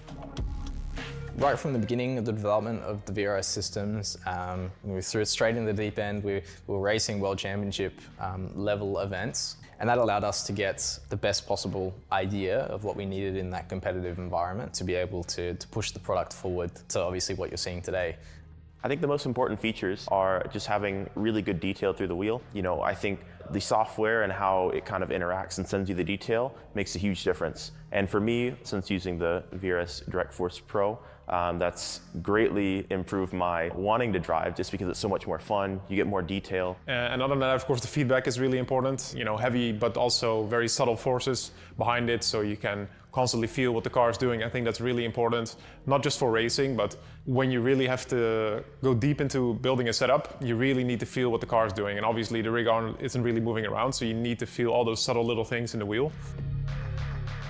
The wheelbase makes use of an industry-proven midge servo motor, directly feeding up to 20 Nm of torque to your steering wheel with close to zero mechanical notchiness, damping or friction. The shaft can be equipped with an adapter to make it suitable for any wheel. The brain of the wheelbase is within the compact USB motor controller, which features a fanless power supply for silent operation and a dynamic brake resistor to provide the smoothest and most responsive operation possible. Our firmware is provided on our website to give you full control of the wheelbase with multiple profiles for different sim racing titles, completely customizable to your liking. And is all designed to help you get on pace faster. You can shop for the VRS Direct Force Pro wheelbase and all our other hardware directly on our website vrs.racing.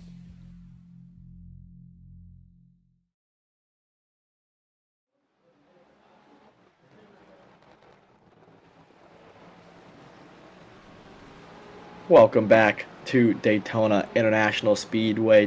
22 to go here.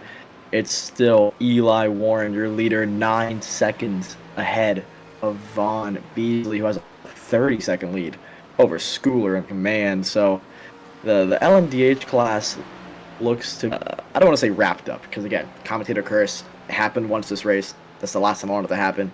But so far, so good for Eli Warren. I'll be curious to see again. I've been trying to do the math in my head. It seems to be tight for everyone in the LMDH class, whether they can make it to the end or if they have to do a last-minute stop. Anybody doing the last-minute stop is going to be a little bit on the back end looking in on a chance at a win here. So again, strategy is so important. It's one of those things where you have to almost plan out your race. Unlike sprint racing, where it's one of those things where you can plan it, but usually the plan goes awry in the first 3 seconds.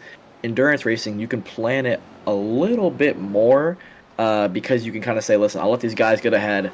I'll do my own race. I know it'll come back to me, sort of like what we saw for all my Indy fans out there. 2017, Alexander Rossi did his own thing, fuel strategy, worked to perfection, hosted the last lap and won it. So let's see how it pans out for these guys.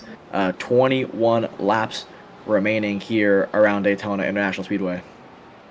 2016, Alex, but yes, I mean, fuel strategy, as Alexander Rossi would tell you, as many of the top contenders at the Indy 500 and the 24 Hours of Daytona and any of those sorts of races where you see fuel strategy play a part, it is so important. And right now, I mean, we're seeing guys at the front with kind of split strategies. I mean, Eli Warren extended early in the stint there. We're getting a look at Simone DeMore. Is this going to be another Oh, he just looked at, kept it outside of the outside wall, but you have to think that might be the last chance for Simon DeMore to have any shot at the win, just gone by the wayside with a mistake on the exit on the transition back to the oval track. And now we'll see, is this going to be Kyle Manger here? He had been the hard charger of the race up to this point.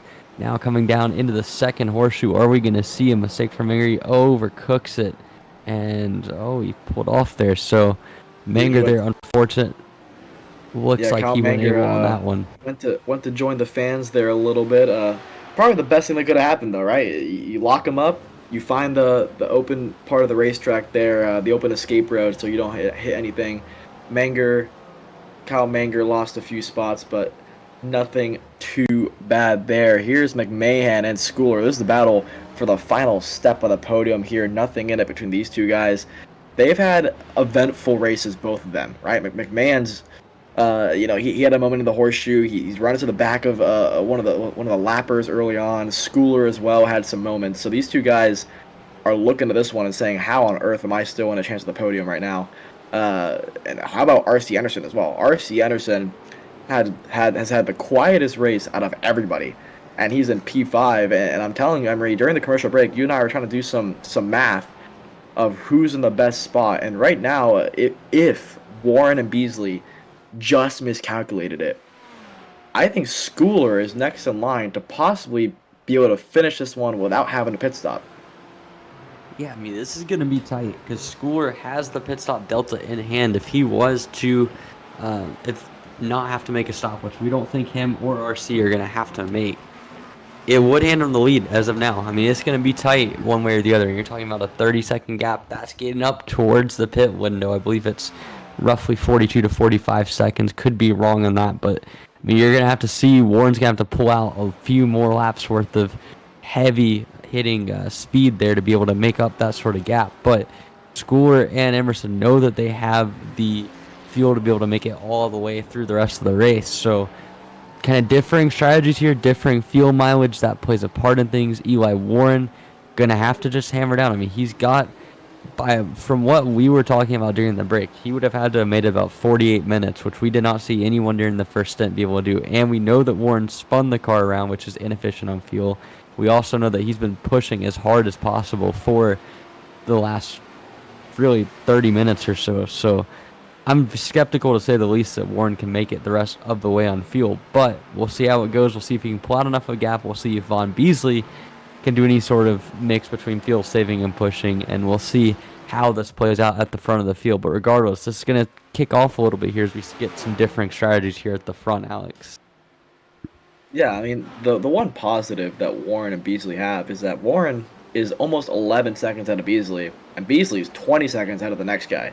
So if these guys looked at their delta, their fuel window, and we're like, okay, I need to somehow find a lap of fuel, they have a window to do it, right? They can back it down. They can give up 3 seconds a lap on the last 3 laps if that's what it took, maybe more, maybe less, to save enough fuel. So that's the one positive where I can look at it and say, you know what, I think they might be able to do the 48, 47-minute window that they need.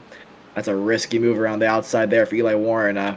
Every time I see that move, I just think of Budzinski early on in the race, but I guess Warren's still hammered down. He must feel confident enough in himself. And here's the other thing, right?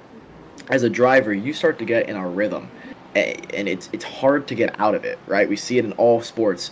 You have somebody in the zone, in a rhythm, it's almost easier to drive flat out than it is to back it down, because that's when mistakes start to occur.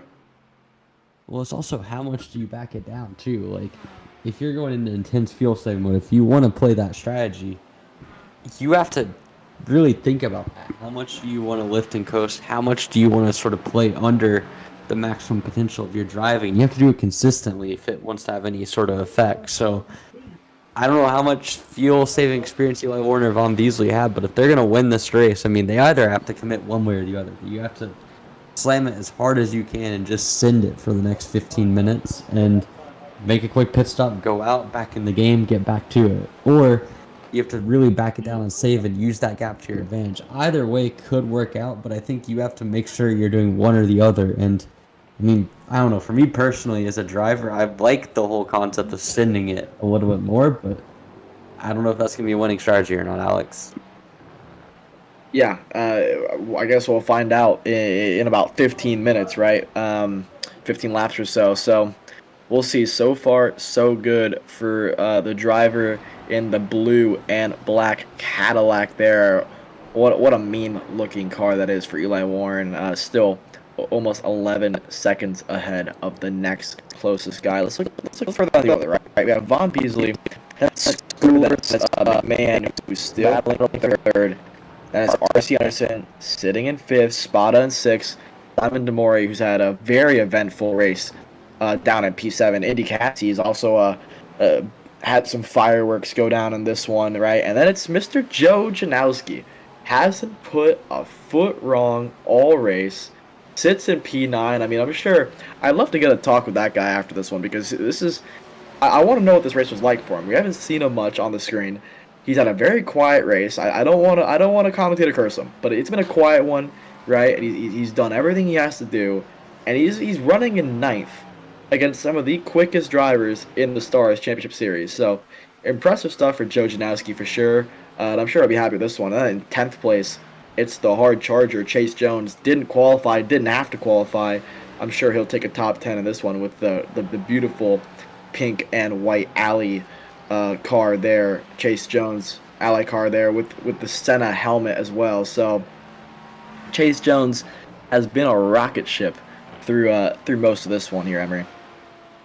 Yeah, good effort from Chase Jones aboard the number 11 Ally car. I mean, impressive, nothing less from him. But at the front of the fields there, you get a look at Savio Penchia. I believe that is the leader in your GT3 category, the semi-pro category for this event as we get down towards the end of this race. But at the front of the pro category, Eli Warren, Vaughn Beasley, and Giancarlo Schooler, all of them have kind of maintained the same gap for the last few laps. And so if we're going to see some kind of fuel strategy from Warren or Beasley, we haven't seen it yet. So maybe that means they're really confident in what they're doing, or it just means that they're pushing as much as they possibly can. But either way, I mean, this is going to come down to the wire. And as you see some more traffic here, there's a look at the battle for third. I believe that Giancarlo Schooler, they're in the 3rd position. So, I mean, these guys, they're running their own race. They're getting down to the end of it. Differing fuel strategies, differing scenarios. But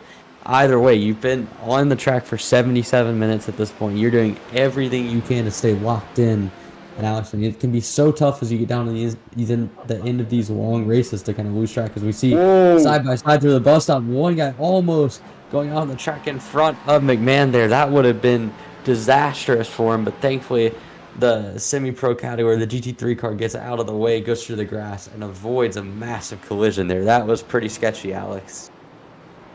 Yeah, but I'd love to get a replay on that as we see the battle here for 6th in the GT3 class. But Giancarlo Schooler had to go through the bus stop almost to avoid contact there. Lucky that he didn't have to serve any sort of penalty there just for cutting the track. Sometimes you do that in iRacing and they give you a bit of a slowdown there, but Schooler avoids one there. McMahon's going to hold on in 4th. Here's a good battle for 6th position between the two Porsches here through the bus stop. They go, and that's one of the LMDH cars. Again, you're going to have to go around them. Look at the difference. We haven't really talked about it much, but the difference in horsepower and grip between the two cars is a sight to behold. Because if you're driving one of the GT3 cars, and we get an onboard of them, they are wheeling those cars around, and they don't feel slow. And the LMDH cars makes these Porsches look so slow in comparison. But these guys are pushing it at over 180 miles an hour through turns 1 here. So downhill braking, 5th, 4th, 3rd, 2nd gear, sliding the car in. I'd argue the Porsche is one of the toughest cars to drive because of the rear engine, right? Because of the fact that the rear end wants to come around more than you would, let's say, a front engine car, where you can kind of use the understeer to your advantage. With the Porsche, you're fighting oversteer all the time, and then when your tires start to degrade, it becomes treacherous, right? And we saw Caruso earlier on in this race loop it in turn 1. I'm surprised we haven't seen more guys do it with how difficult this car is to drive. But when you get it right, it's also one of the most rewarding cars to drive. Yeah, absolutely. I think both of the cars have their own individual sets of challenges, but really, I mean, this is where you get down to the end of the race, you're starting to see more mistakes. The tire wear for both categories are going to be differing factors. I think you're seeing, especially with LMDH cars, them start to move around a little bit more, and will we see some kind of mistake there at the front of the field? I mean, we've seen a mostly flawless race from Eli Warren outside of that one spin. We've seen Vaughn Beasley hasn't really put a foot wrong. Giancarlo Schooler's been in a couple sketchy situations, but he's survived. And in general, if there was a time in the race where you would expect to see mistakes being made, it would be now as we get down the final 10 minutes of this race. I mean, again, this has been an exciting battle in both categories. We've seen the GT3 guys. We've seen Cadence Presley look like he had it set early on in the race. That's gone down by the wayside. We've seen on the other side, Owen Watts was the star of the race early. Elliot Basinski was as well until he crashed 5 minutes in. Owen Watts, unfortunately, had a disconnection, but really this has turned into a fun battle. And you can see Panchia is leading the GT3 category. And on the other side of things, Eli Warren continuing to just keep that 10-ish second gap up at the front. It's not really extending too much, but he's staying ahead of Von Beasley, you see right now. There is a look at, I believe that's McMahon going for the run through in the fourth position. So, oh, that's Beasley. Yeah, I got my two colors mixed up there. Beasley in the light blue, McMahon in the dark blue. There's the battle for third there. Schooler against McMahon. You can see Schooler, again, he's the one we know is good on the fuel side of things. He does not have to worry about making any extra start because he was able to extend the first stint almost 48 minutes. The other guys, Beasley and Warren, might have to make another stop. That's where we'll see how the fuel windows play out and exactly how much they lose from that pit stop. But it's going to be tight. And again, first Schooler, we don't know exactly how long McMahon can make it. This could end up being a battle for the win, or it could be a situation where he doesn't really have to fight too hard for that third. But I'm not even sure he would know. I think he needs to just kind of rely on his instinct and try to hang on to that position for third right now.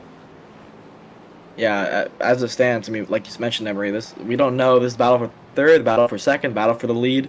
As it stands right now, 8 to go here at Daytona International Speedway for the Beach Bash with Stars Championship Series. It's Schooler still leading McMahon for the battle for third. McMahon is, I don't want to say all over the gearbox, but he's keeping him honest, right? At this point, those taillights are going to be annoying the rear mirror of Schooler there through the bus stop. Cannot afford to put a foot wrong. And these are two drivers who have, like I mentioned earlier, have had eventful races.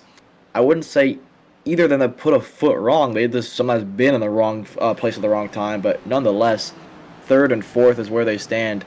Eli Warren is still your leader, 11 seconds now ahead of Von Beasley. I mean, at the pace that Eli Warren is going, I don't think he's backing it down that much. Maybe he doesn't have to. Maybe he doesn't realize that he has to. So I'll be curious to see, as we see one of the cars pit. Is that that's McMahon? So McMahon pits. So there's our answer for if he could make it, and if McMahon can't make it, what does that mean for the rest of the grid, like such as Warren, Beasley, and others? Because we think that Schooler and Anderson can make it for sure.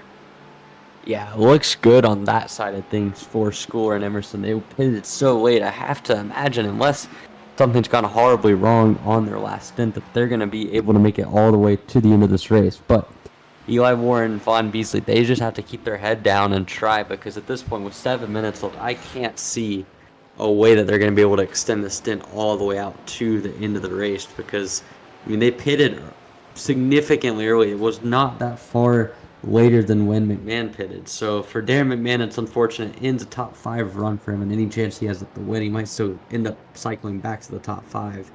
But for Warren and Beasley, this is now crunch time. Warren still has a big enough gap where if he cycles out as the leader, he's going to win the race, because there's not enough time left, and there's not really enough pace differential for Von Beasley to chase him down. But Eli Warren, I mean, the fuel is the one uncertainty for him right now, and if you're Giancarlo Schooler, this race could play directly back into your hands.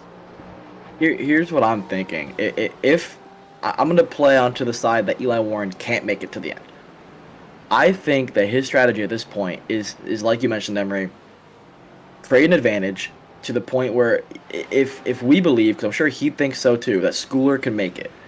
I don't know the exact delta, the exact time lost in a pit stop, but I'm sure if Warren stops with 1 lap, 2 laps to go, he can do what we call a splash and go. And I wonder if you could almost get in and out of the pits within 34 seconds, which is the lead that he has on Schooler. I think it'll be tight. But that's probably his best bet right now, is just hammer down, foot to the floor, keep it pinned, and see what happens. Because at this stage in the race, the lights are flashing for Warren. He's going to the pits. Eli Warren is in the pits. We're about to get the answer, Emery. Yeah, this is going to be It's all kicking crucial here. off. Yeah, Eli Warren down to the last 5 minutes of the race has to come in and make the pit spot. Vaughn Beasley's in as well in the second spot. Both of your race leaders coming to the pits. This is critical. Here comes Giancarlo Schooler trying to make up the gap. He's coming around turn number 3 now, coming out of turn 4. Again, we're going to see in about 10 to 15 seconds. Is it going to be enough? Warren leaving the pits now. I don't think it's going to be enough. Warren's exiting the pits, coming out onto the access road. There It's gonna goes be so Beasley. close. Schooler's going to be able to get into second. Is he going to get to the race lead? Warren, I believe, is already making his way out of the pits right there. He's got warm tires.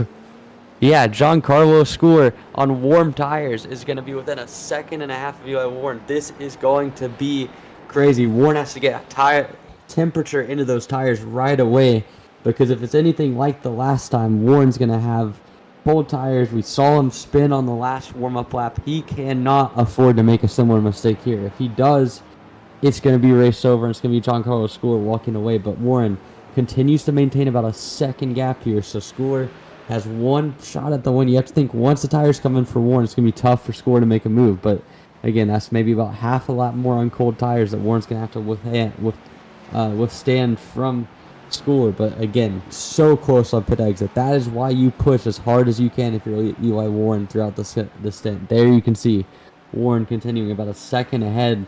And I mean, it looks like it's sort of stabilized, but Eli Warren withstood the challenge of having to make a pit stop, and now he's emerged with the race lead, Alex.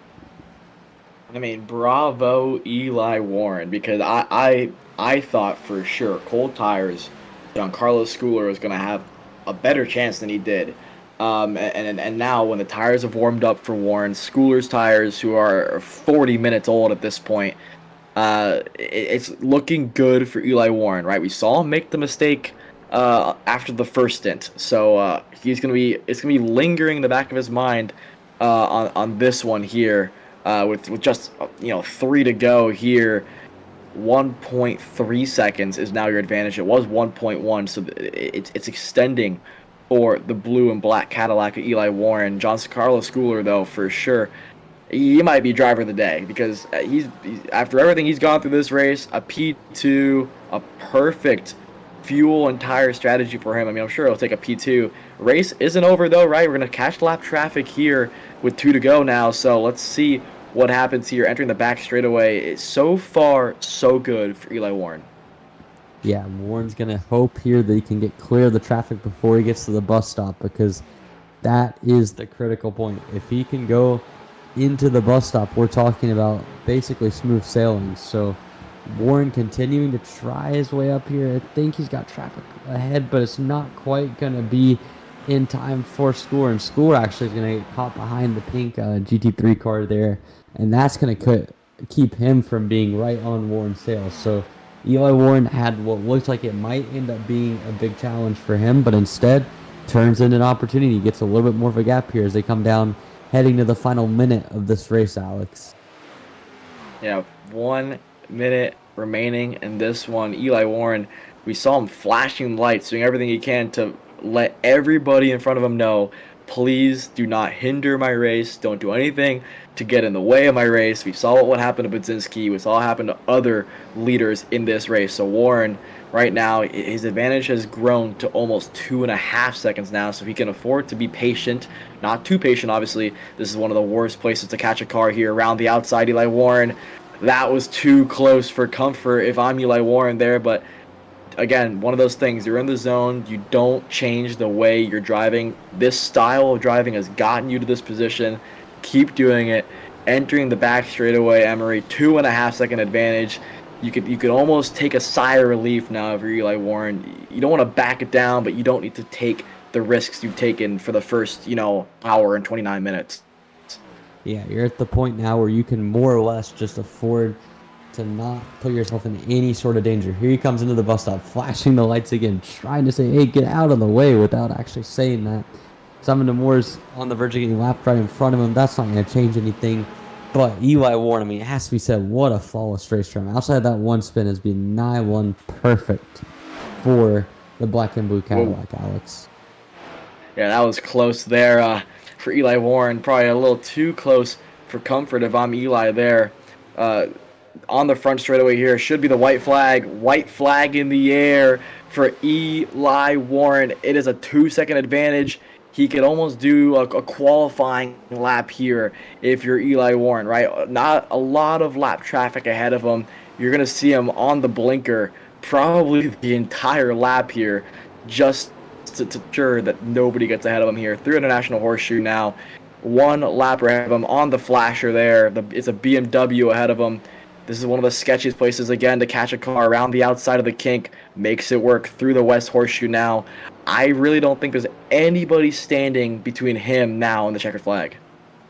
Yeah, this should be set in stone for Warren. He can almost afford to coast it coming onto the main straightaway. But for Eli Warren, we saw last time out in Watkins Glen, he was up at the front of the field on the F3 side of things.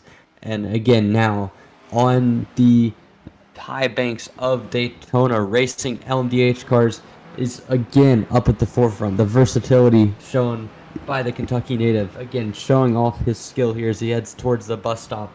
This has been a challenging race by all means. He hasn't been the clear front runner, but he's not made as many mistakes as the guys around him. He's put himself in a good spot, and now, Alex, it looks like he's set to come away with the win here in LMDH. Yeah, through NASCAR 3 and NASCAR 4 here, Eli Warren on the flasher. You can see what it means to him. Like you said, the Kentucky native, Eli Warren, is going to win here at Daytona for the Beach Bash Stars Championship Series esports event. What a run. The blue and black Cadillac gets it done.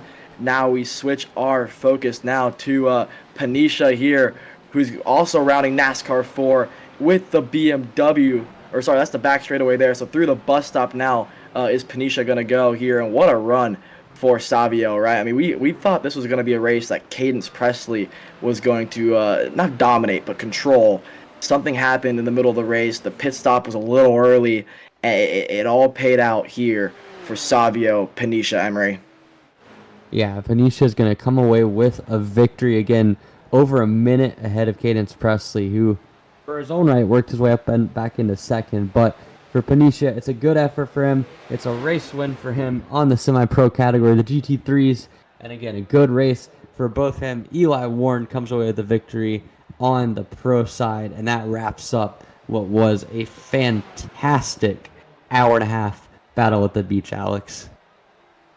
Yeah, for sure. I mean, what a run here. The Beach Bash surely and certainly delivered. Got some late race drama, like always. Daytona tends to do that, and I expect some of the same when we go to the 24 this weekend. At least I will be there. That's what always tends to happen around this place, right? Late race, tire, fuel saving. Who had the strategy right? And it was Eli Warren. It wasn't by a lot, though. I'm sure Giancarlo Schooler is going to look back at this one and say, man, I wish I pushed just a little bit harder in the middle part of that stint. But Eli Warren is your race winner over Giancarlo Schooler. Vaughn Beasley with a quiet third place. R.C. Anderson out of nowhere to finish fourth. McMahon had to pit late there to finish fifth. Indy Cassie, after all the drama in this one, finishes sixth. Then it's Christopher Spada, Simon Demori, who had a few moments in this one, finishes eighth. Joe Janowski, what a run there for Mr. Stars Championship Series in ninth. And then John Antonino in 10th. Chase Jones is going to be one of your hard chargers here to finish 11th from the back of the grid. Then over to the GT3 side of things, Savio Panisha, Cadence Presley with a comeback drive to finish in second. And then it's James Brancati, Wyatt Smith, CJ Bowman, Carter McMurray, and Joseph Kazir is going to round out what is your top 7 in the GT3 category. Emery, I mean, any thoughts on this one? I mean, what a race from start to finish. Yeah, I mean, we saw, again, a lot of comers and goers on the LMDH side of things. We saw Elliot Basinski just 4.5 minutes into the race dropping on the exit of the first horseshoe. We saw a couple of guys. Owen Watts looks like he had a really good shot at the win. Had to disconnect, unfortunately for him. We saw Eli Warren loop it around one time, but again, the brilliant race strategy from Warren. And then on the GT3 side of things, how about it for Savio Panisha? I mean, a good effort from him. We saw Cadence Presley rebound to finish second. all in all, I think this race for an hour and a half long, relatively clean, no massive accidents. And I mean, again, the guys who were able to last for the longest stayed consistent, no massive mistakes. They were able to walk out with a win. So Eli Warren, the headline winner on the pro side of things. We'll get a chance to talk to him later, but first we'll send it to a message from our partners.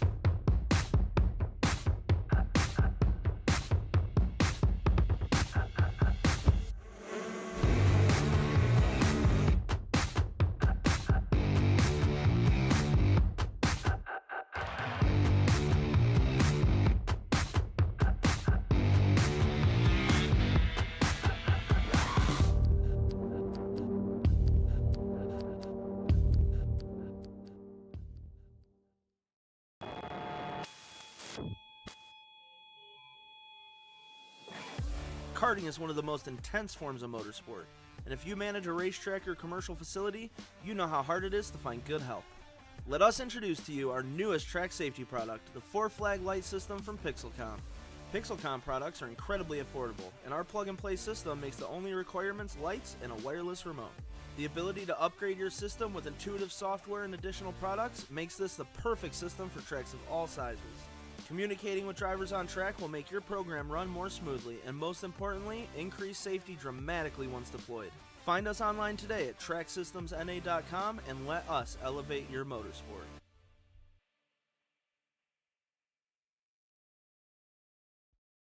Racing isn't easy, but experiencing it is. iRacing puts you...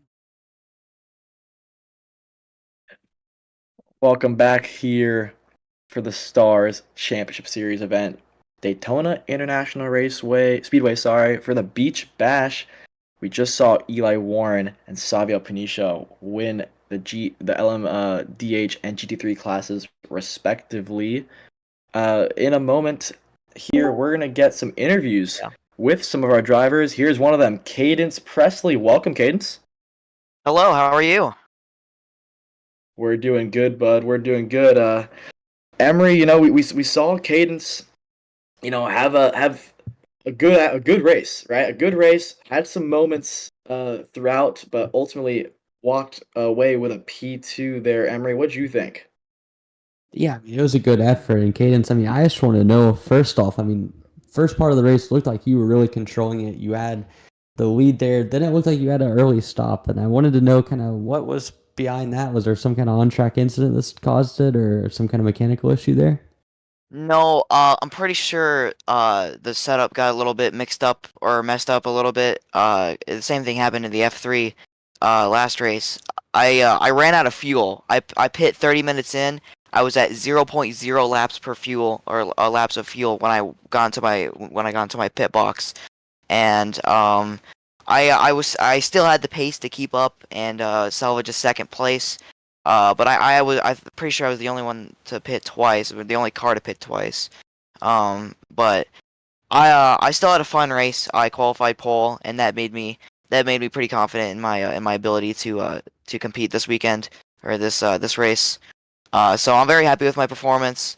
I wish I could have had a second chance with the fuel. Yeah, no, definitely. And I mean, you fell all the way back to, I believe it was seventh or eighth at one point in the class, found your way back up to second. I mean, talk me through how you're able to do that. Was it just through pure pace and some of the battles that you had? Or, I mean, what was kind of some of the uh, key takeaways from that race from you once you kind of had the fuel issue and had to sort of work your way back up there? I think the main advantage that I had was I competed in one of the splits of the Daytona 24, so I was really, really getting good at consistent fast laps throughout that race because I was doing 3 hours at a time, running mid 145s, which was pretty quick for those conditions. Um, so I think I just got really, really used to running fast and consistent laps all at once. So I got pretty good at that, and just I kept it going. I stayed calm, made sure I didn't make any mistakes or crash. I only made a couple mistakes going into the bus stop, because one of them I just broke a little bit too late, got a bit loose, but that was really the only mistake that I made throughout the race. All right, Cadence Presley, a pretty flawless run for him. Comes up. I did see that.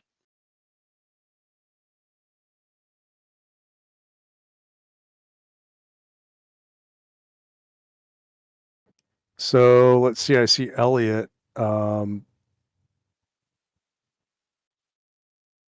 Yeah, so top 3 for prototype was Eli Warren, Giancarlo Schooler, and Vaughn Beasley. So let me see.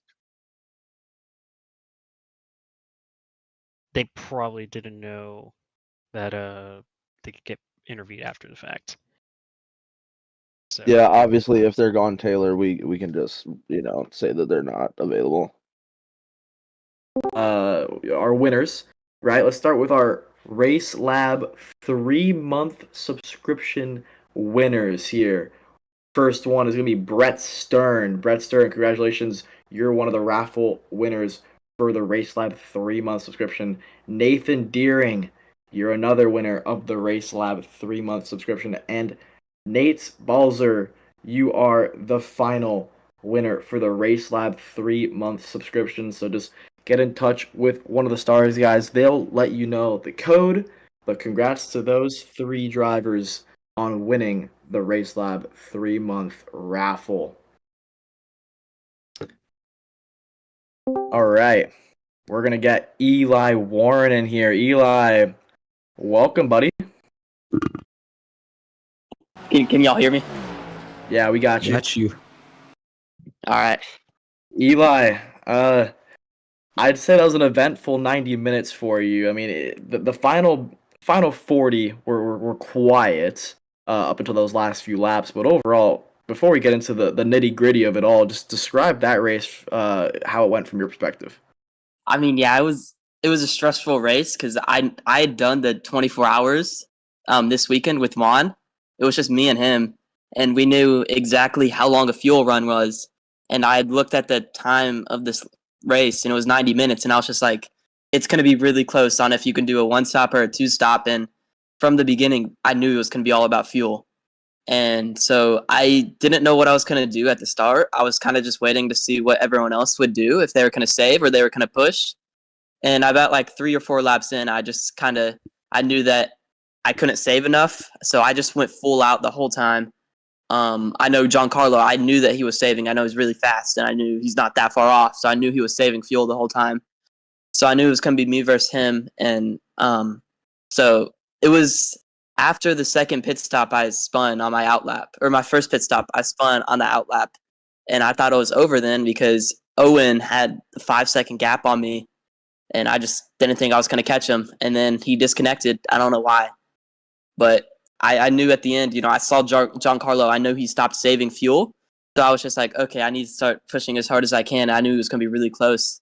I came out like 1.5 ahead of him. And then I thought he was going to catch me, but he got unlucky with traffic one time in the bus stop with like 2 to go. And then I pulled away and I was able to win. Yeah, Eli, I mean, obviously with 2 minutes to go there, you had to pit. Giancarlo had a chance at the win there. That was close, but you had a few heart and mouth moments in this one. I mean, I know through turn 1 you had a GT3 car spin in front of you. I mean, just talk to me about what it takes to stay mentally focused for 90 minutes without putting a foot wrong throughout the entirety of it. besides the one spin, Well, obviously, that you had, but we won't talk about that.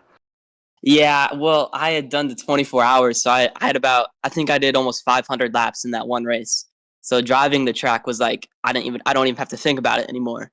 So it was just all about focusing on traffic, and there were definitely some times where it was just so sketchy. Like, I don't know if the broadcast got this, but one time coming out of the bus stop, a GT3 just spun right in front of me, hit the wall, and almost came back and hit me, and I was just so scared. There's just so many moments where it's just like you catch them in the worst spot, and it just throws you out of your rhythm. Like, you can lose 2 seconds every lap if you catch them in the wrong spot. So you got to stay focused. You got to get around them as fast as you can, without like putting yourself in danger. And I think it was Elliot Budinsky on first GT3 we caught. He got wrecked by it, and I mean that was unfortunate for him because I thought he was the car to beat at the start. But you just got to stay focused. But doing the 24 really helped me because I went through so much traffic in that race, and you know what lines you need to take, what the GT3s, where they brake, like how far back you are, if you can make a move or not. And that really helped. If I never did that, I would have gone in clueless and probably would not have won this race.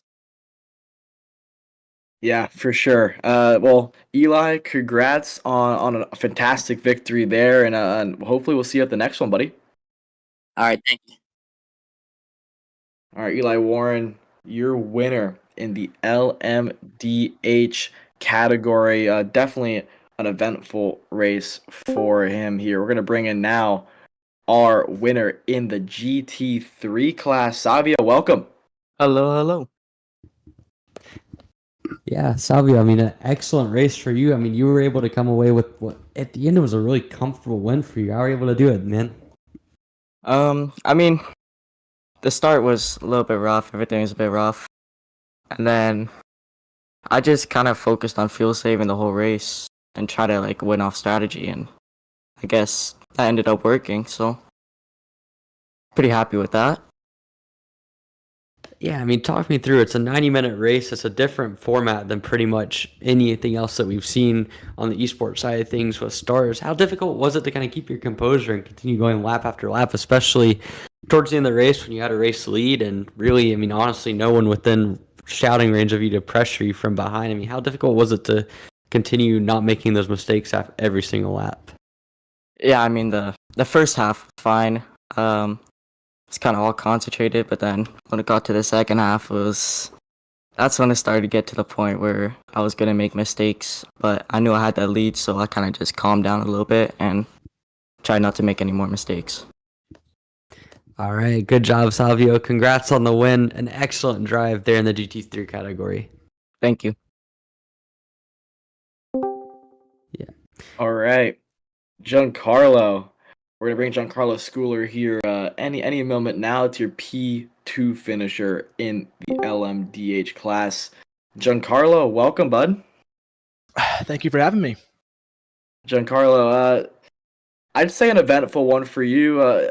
Differing strategies for you between you and Eli. Eli told us in the interview just now. He knew, you were probably saving fuel from the moment the green flag waved. I mean, just talk to me about your decision to kind of go out there and go the fuel saving route. Yeah, I always like to be different in my strategies and find, ways to get an advantage apart from the normal strategy. And I figured most people were just going to go all out. And as soon as I saw Eli and Owen, fighting it out the first few laps, I knew they were not saving fuel. So, but yeah, committed from lap one, said, I got to save as much as I can if I got to do this. So I saved, I think it was 3 laps in stint 1, and then stint 2, I was able to just go full bore, and would have liked P1, but I'll take a P2 finish for sure. Yeah, I mean, for sure, a P1 was in the cards for you there. Talk to me about those final few minutes, right? You knew going into it, right, that Eli Warren was going to have to pit with about 2 or 3 laps remaining. I mean, at that moment when he boxed, did you think you had a chance, and what could you have done differently to possibly get a win here?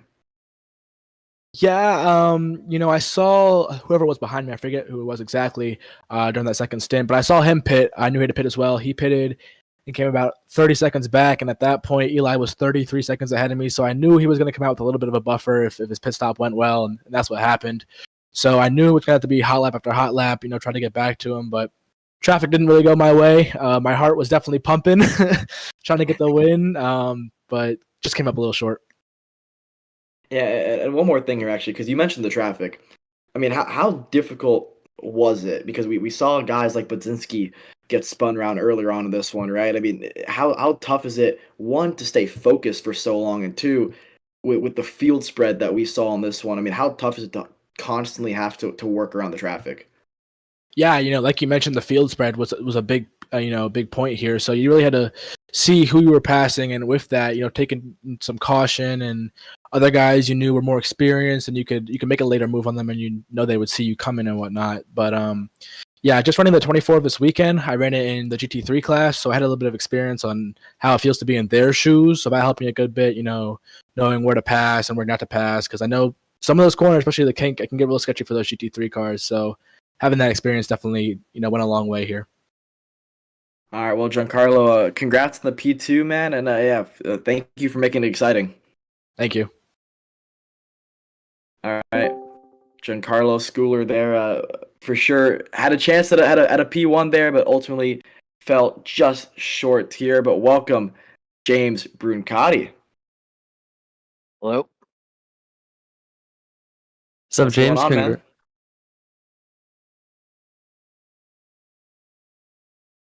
Yep.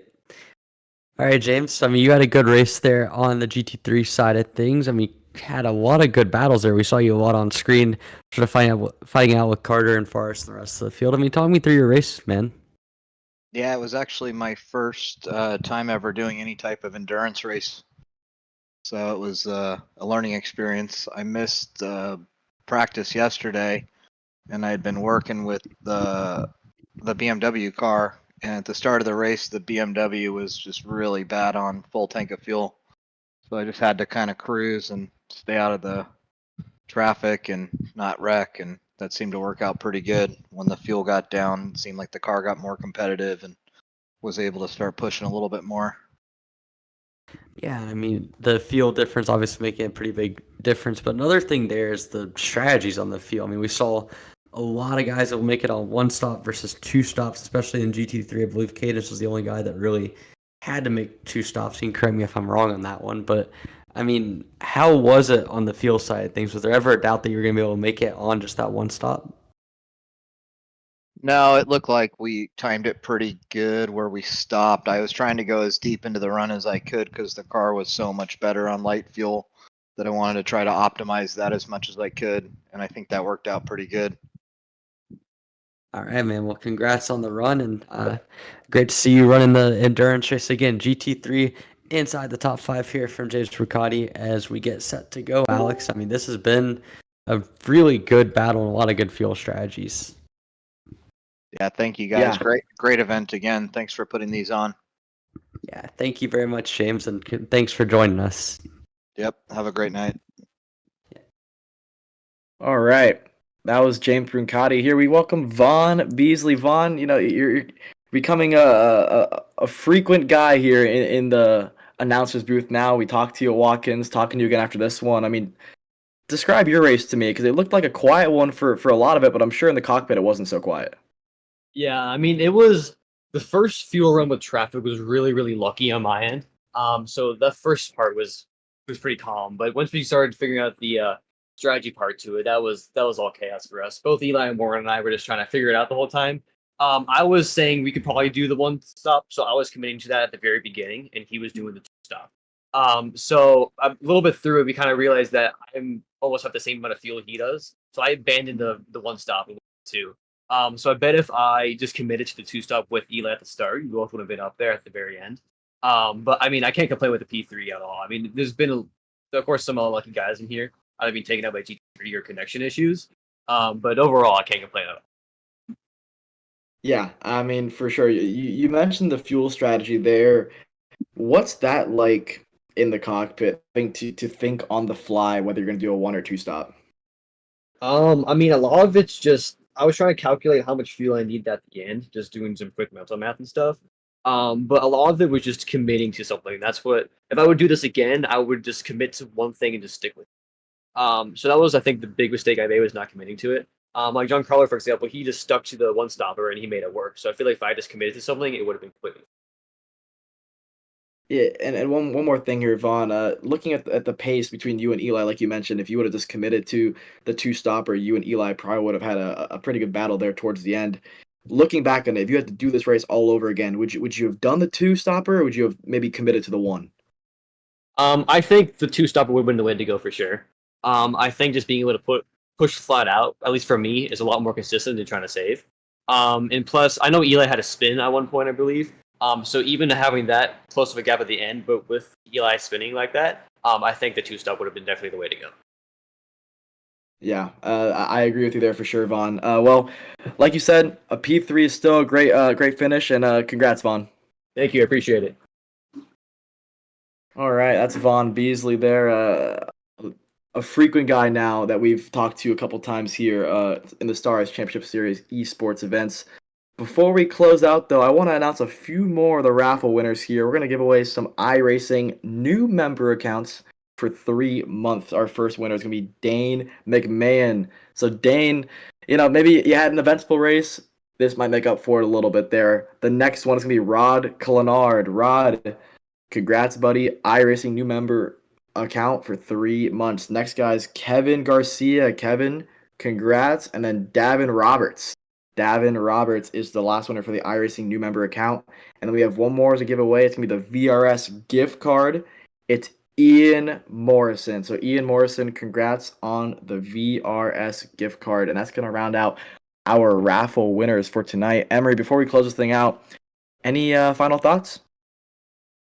Yeah, I mean, this was an interesting format to watch. The 90-minute race, a lot different than what we saw in the Watkins Glen race on the F3 side of things. But, I mean, how about it? I mean, Eli Warren, a good, consistent effort. We saw guys like Owen Watts and Ellie Bazinski. They'll feel unfortunate about how it went into their race and kind of different endings for them. But as a whole, I mean, this was fun to watch. The Beach Bash put on a show. I'm very glad that we got to see this sort of format with the mixed classes.